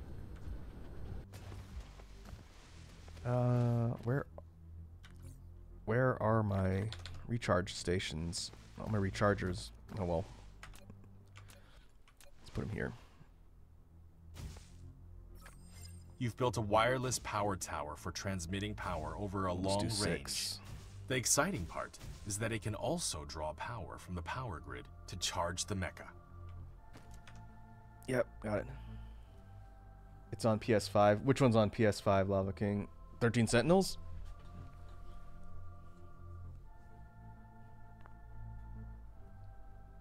Okay, gotcha. So they do multiple systems. They just don't do PC, I think is the problem. Yeah, Dragon's Crown's been on a bunch of consoles, but not on PC. And that drives me nuts because I'd absolutely play that game all over from the beginning. It was on PC. Yeah, PC's not popular in Japan. That's the main reason. It's a shame.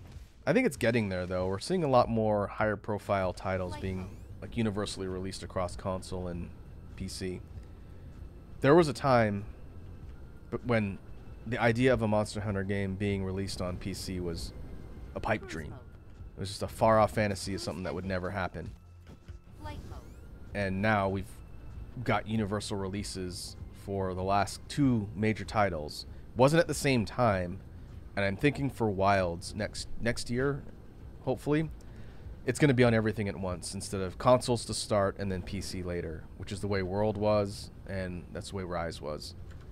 Rise was on Switch first, then it was on PC, and then later PS5 and Xbox, and then World started on Xbox and PS4, then eventually got ported to PC. So they're getting better. And the next one is gonna hopefully be on everything at once. I think that's what they said when they announced Wilds. We'll see. Okay, where am I going? It doesn't really matter where I'm going. We just need to find a good empty spot to build. Let's go right in the middle, away from the grid.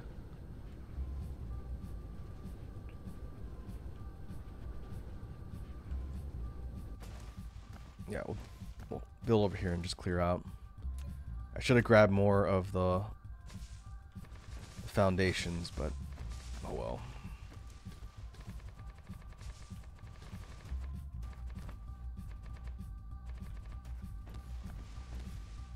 Okay, so what we want to do here,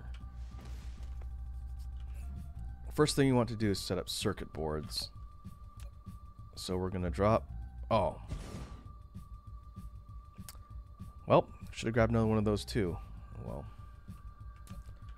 I grabbed all of the production, but I didn't think about logistics. Oh well. That's fine. So we're going to have this one request the 3 components that we know we're going to need for processors, which is iron, copper, silicon. That's titanium. And we're going to tell this to demand. Demand. Same thing here. So now all of our logistics drones are going to fly to these other stations across the planet that have these 3 components, whichever ones they are closer, I believe. And they're going to start flying it all and filling up this spot right here. And, oh, I just realized I need to do something else. While that's happening, I need to go grab some of the proliferation. Oh, they're my charging stations. Let's make this into a distribution center. It's going to be level 2 proliferation, not level 3, but that's okay. You've built your first logistics distributor.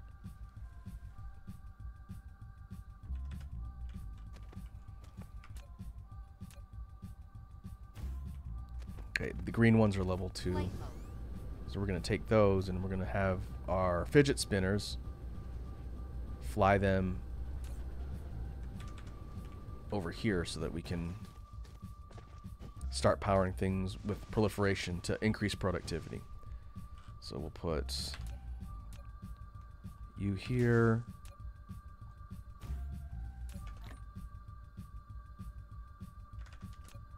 Power you. And we're going to tell this one, grab level 2 proliferation, and we'll only go for 2 stacks. We don't need a ton of them.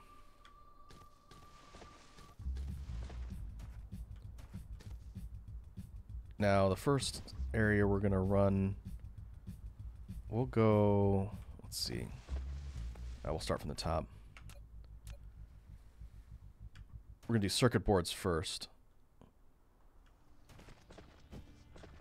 So we need to run 2 output lines from the logistics station, just like we did on a bunch of other times.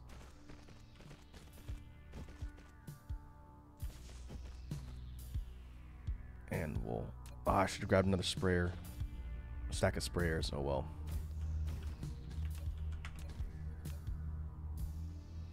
In order to utilize the proliferation, we just gotta hook them up like that. Insufficient materials. Grab an insert or sorter.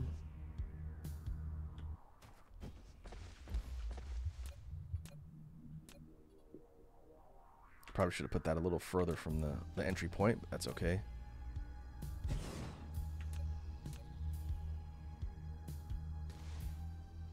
And how do we want to do the setup here? Let's have this thing store. Yeah, we'll have this thing store the circuit boards. And we're gonna have to do more than one of these. That's okay.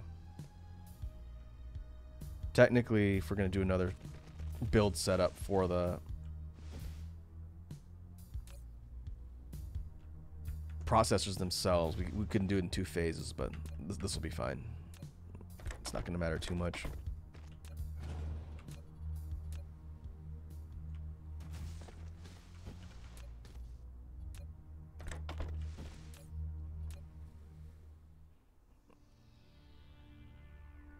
Okay.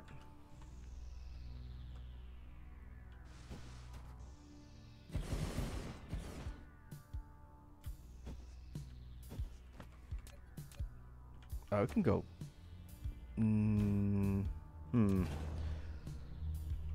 Let's do an experiment. Let's see how many we can fit on one production line now that we're using these wireless power transmitters. I don't actually know how many we can fit before we run out of components. Let's test it. So we want iron, we want copper.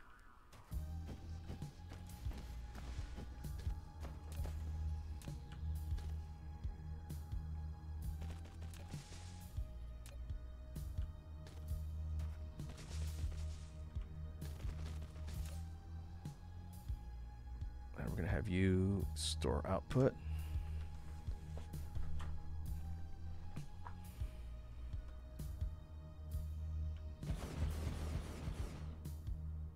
Another...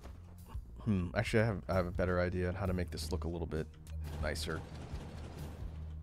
Rather than break up the production line with power transmission, we can stagger them and then make each of the build sites in between so that they're being powered. So this is what? 6. We could go 7, 8, 9, 10, 11, 12.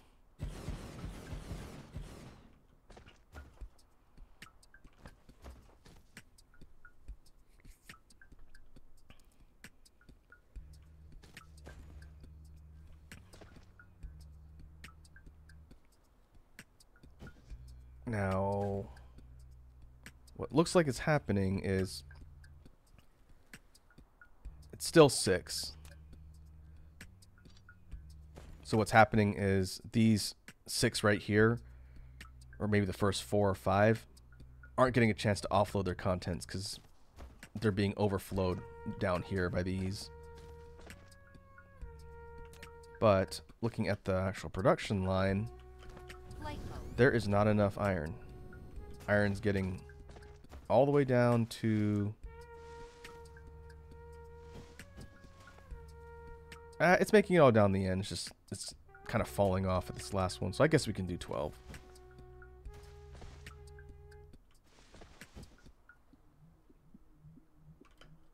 Or this could be why it's doing that. Let's go here first.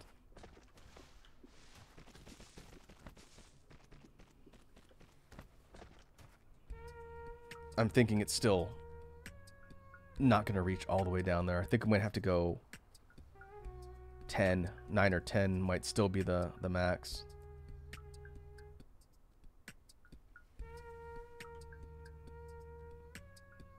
Looks like 10.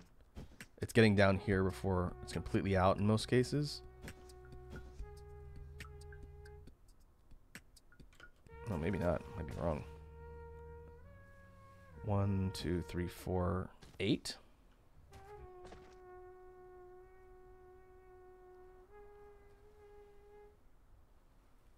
Yeah, it looks like 8.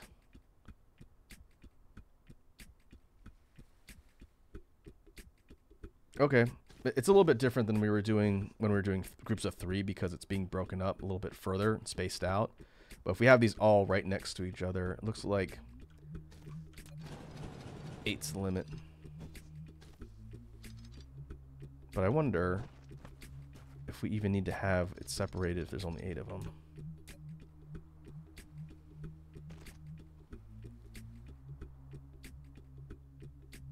This one does kind of get cut off a little, but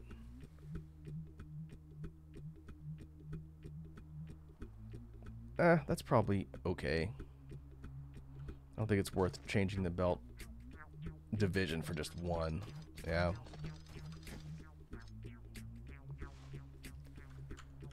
But that means... well, first, get rid of all this.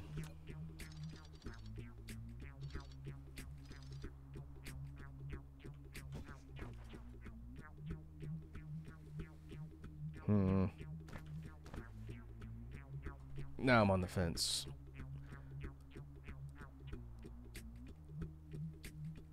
I'm gonna go down to 9.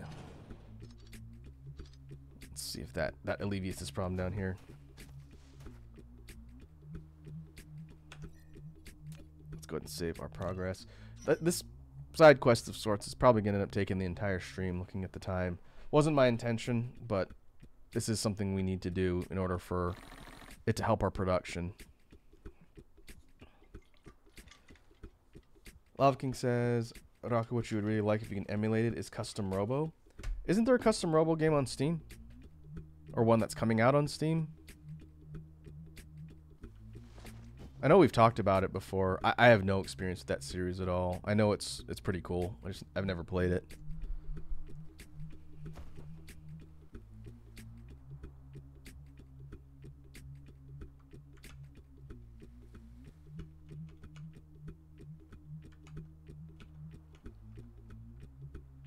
Oh, is it Nintendo property?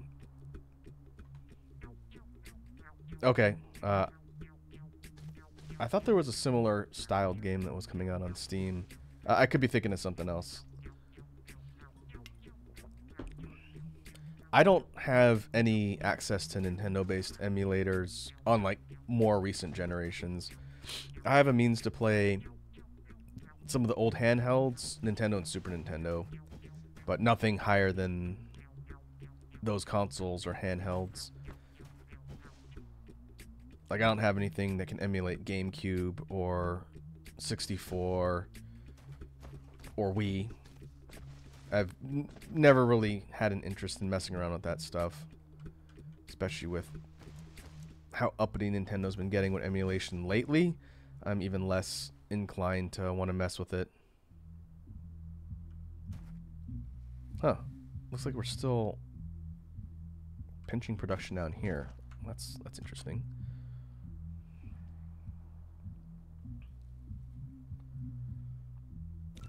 But we'll go ahead and copy this. Did I place that wrong?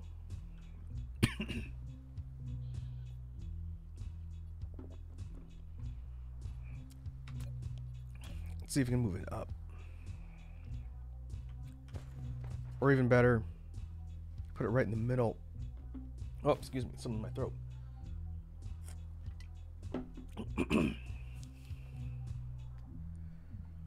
Lava King says, Dolphin emulator is pretty easy. Even I can use it. Yeah, I know it's not a matter of being able to get the emulator tech, but I am really hesitant to go digging through the internet to find ROMs. A lot of those places tend to be less than reputable, and I'm not really in the business of giving my computer herpes. That's why I don't really mess around with emulation stuff too much. I don't like having to sift through shady sites in order to find stuff. Oh, can I not put... Ah. It's the grid, I think. Is it the grid? Or is it water? What's in my way?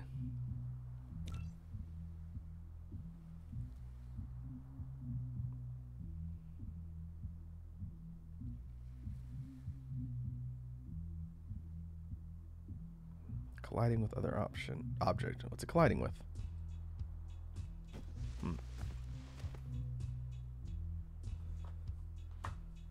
Lava King says Delta emulator is on iOS now, officially somehow. Yeah, we'll see how long that lasts, if it's an actual public app platform. I use BizHawk for a bunch of things. Matt showed me that one.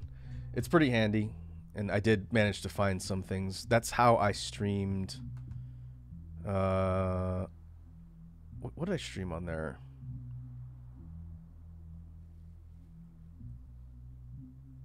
I don't remember now. I think some of the older console stuff is what I use BizHawk for. But it works really well. I like how it's a centralized emulator platform. It does a whole bunch of things. And you just load up whatever you want to play, and it works. That is much appreciated.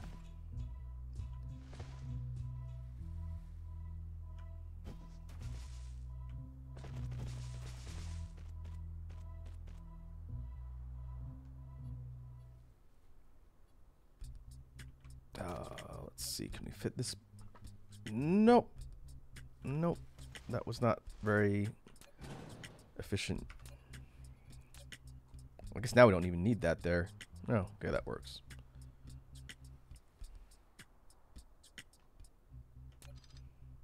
So now we can actually do this. We can go here, and go down, and go here, and go down.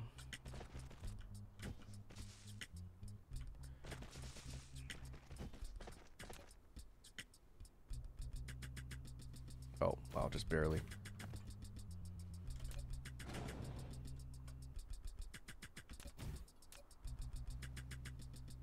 Okay, there we go. Oh, what am I doing? Brain not work right.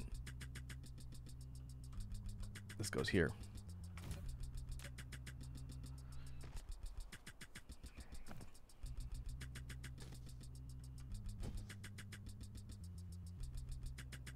And that needs to be copper and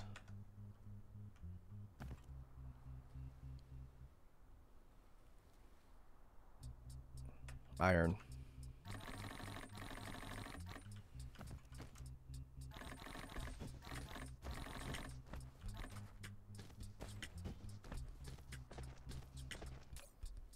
And this thing is already full up on all of these components, which is fine. I'm only building out the rest of it because we're going to need a lot of the circuit boards. In fact, specifically, we need them for half the processors, and we're going to need to set up production for this too. This is going to need to be a continued project, which is fine. I mentioned before that wherever we leave off today, I'm going to probably work on this file a bit more for next time. And then when we get back, I'll probably pick up further down the road in our progression. I could have done this off stream today, but I did want to sort of just talk through some of the new stuff in the game.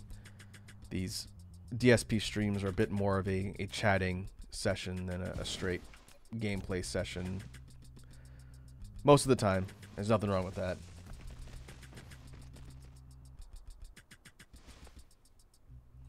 Lava King says, also Hirako, I know it's not your jam, but Gundam Breaker 4 this year is the custom mecha game. How does that play? Is that like real, like is it third person action?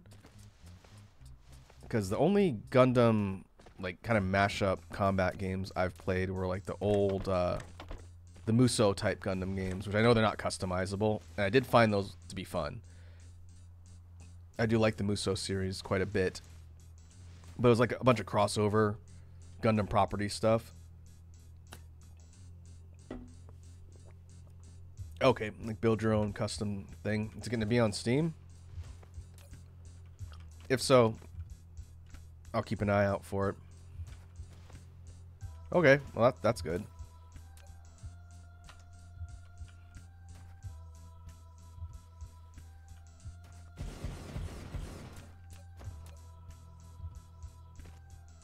What I'm really hopeful for, it's not going to be probably this year, I highly doubt, but once the Elden Ring DLC comes out, the next big thing that From is most likely going to do is an expansion to Fires of Rubicon, Armored Core 6. They always have an expansion after the base game, and whenever that happens, I'll be picking it up and I'll be playing and streaming it. I'll get back to Armored Core 6 at some point offline. I think, unless people want to see me fiddle around in the game more, I went through 2 playthroughs.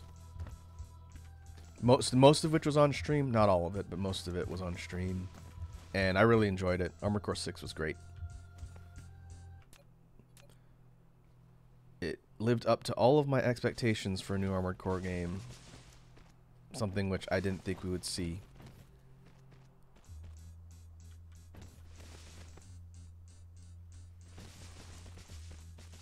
Okay, for Gundam Breakers, no knowledge of Gundam is required. That's good, because I have not been connected to that franchise in forever. But I do think giant robots are cool.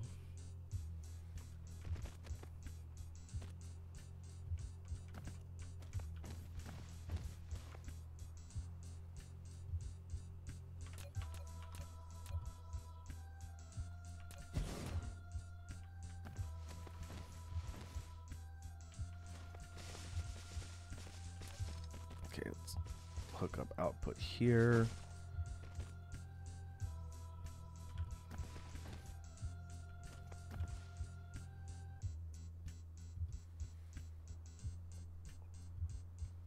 Okay, so the gameplay is like hack and slash with getting custom parts and building your own thing. That's cool.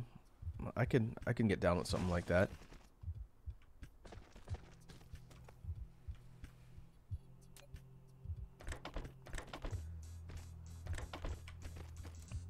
I'm assuming the whole core model for Mecha Break is like a competitive version of that, where you're playing against other people and trying to come up with like the best competitive builds and whatnot, which again sounds neat.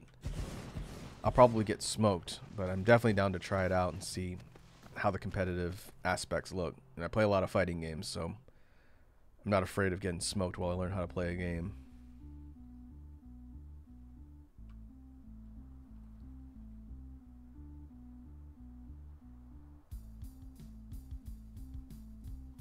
Yeah, we'll see.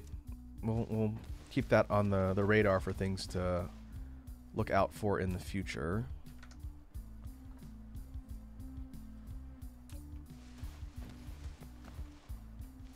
Alright, I made a slight error here. This station is purely for creating the circuit boards. I should have just waited, but it's fine. There's going to be a separate one for the microcrystalline components. And that one is just 2 pieces. That's silicon and copper. So we're going to put that quite literally right next door. And what I'm going to do is I'm going to set this up. In fact, let us show off one of the most handy features when it comes to this style of game. The blueprint. Copy paste. And we're going to duplicate the entire setup, but change the items we want.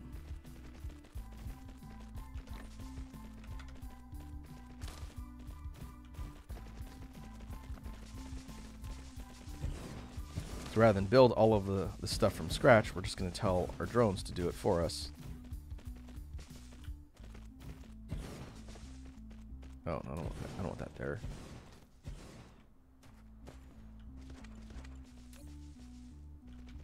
Yep. With the wireless one in the center, that's another thing that's nice about that. It powers everything. And now we just change this from circuit boards to microcrystalline components. And copy all that down. Now instead of having to build every structure and designate everything all at once, all we have to do is get the ingredients.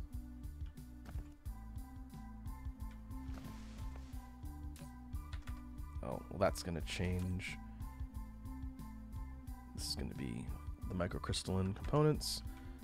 And we need to hook up proliferation from our supply here. We're just going to run you down all the way over here. There we go.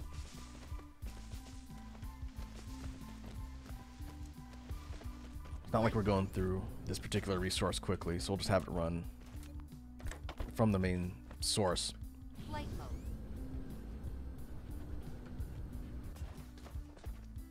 And so only thing left to do is turn on output here,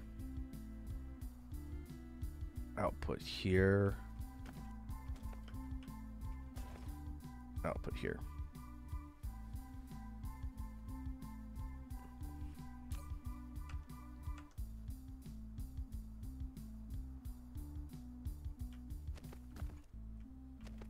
And the proliferation will start filtering now. And the first couple batches aren't going to get the boosted productivity. That's okay.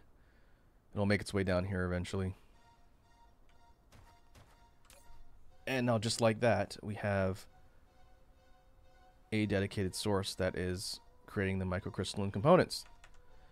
And because these things are a bit more intensive to produce, I'm probably going to take this entire setup and copy it again. Maybe like right below it down here. But well, I might have time to do that now.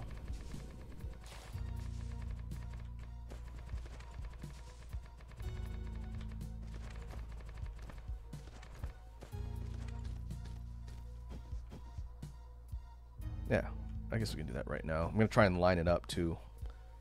We'll see if I can actually get it to be perfectly in line so I can just run the proliferation down. We'll try it.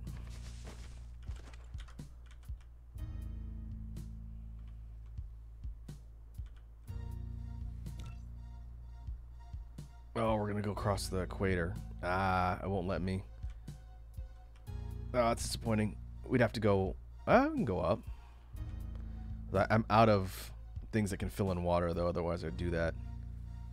Ah, okay. Well, that's a little obnoxious, but it'll be something to think about for next time. I could even duplicate both of these and drop them up here above the line, because we're going to take all the stuff being constructed from here with the circuit boards and here with the microcrystalline components, and this is what's going to go into processors. That's why I've been doing this the entirety of the stream today.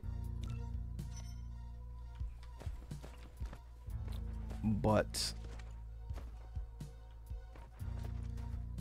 right now I can't do anything else because I am out of Flight mode. materials. So what we'll do is we'll fly back to Homeworld and stock up, and then we'll take kind of like a wrap up of what we did. Kind of different outcome than I was expecting today, but hopefully going through this setup with some of our new tech was at least interesting to you folks. But let's go ahead and jump back. Cruise mode. I could definitely foresee, as the development for this game progresses, they add like jump gates, which allow you to warp long distances really quickly, instantly. That would be nice. Warp engine activated. But until then, we have our warp tech. As you upgrade your mech capabilities, your overall warp speed goes up too. So going a big distance would take much less time as we upgrade things. But having the ability to jump between planetary systems instantly would be really cool. Hope they add something like that eventually.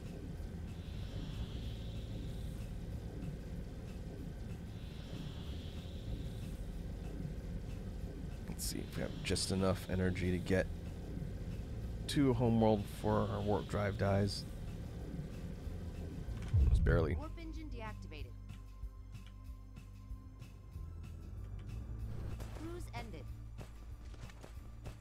Flight mode.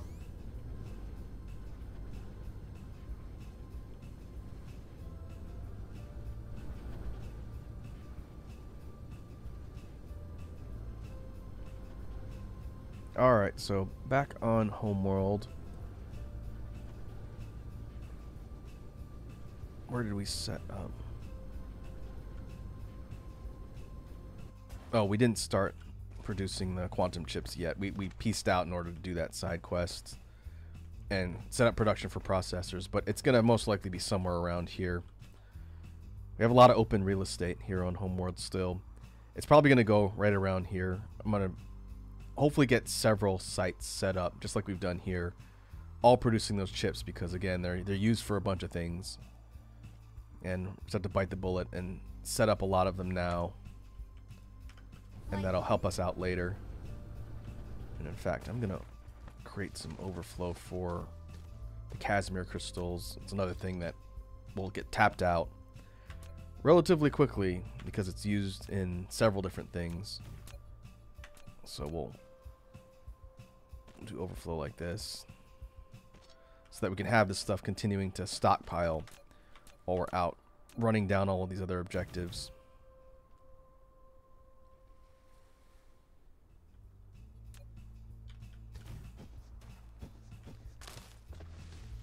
Flight mode. Okay, so let's save our progress. Like I mentioned, I've got some work to do offline and try and progress further so that when we get back we can actually make our next steps into green research, which is going to come with a whole host of new upgrades, new tech, and new weaponry as well. And who knows, maybe I'll set up some other planetary bases that'll get us more resources. If we take a look at our setup, we have a pretty well-established Dyson swarm orbiting the star and transmitting power. So we're really close to starting work on the Dyson sphere itself. So that will be coming up relatively soon. But we'll go ahead and call it there. I need to go see to dinner. And I've got some recording work to do tonight for music stuff. So let's go ahead and pause here. And let me see who is online that we can raid before we wrap up.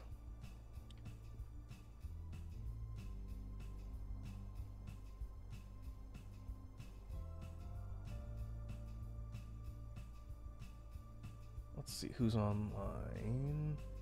Hey, Mycelia's online. She is playing FF14 again. It sounds like she is firmly down the rabbit hole of FF14. But that's cool. We can go see how our resident mushroom VTuber is doing. So let me cue that up. And we will go to... We'll mute you. BGM.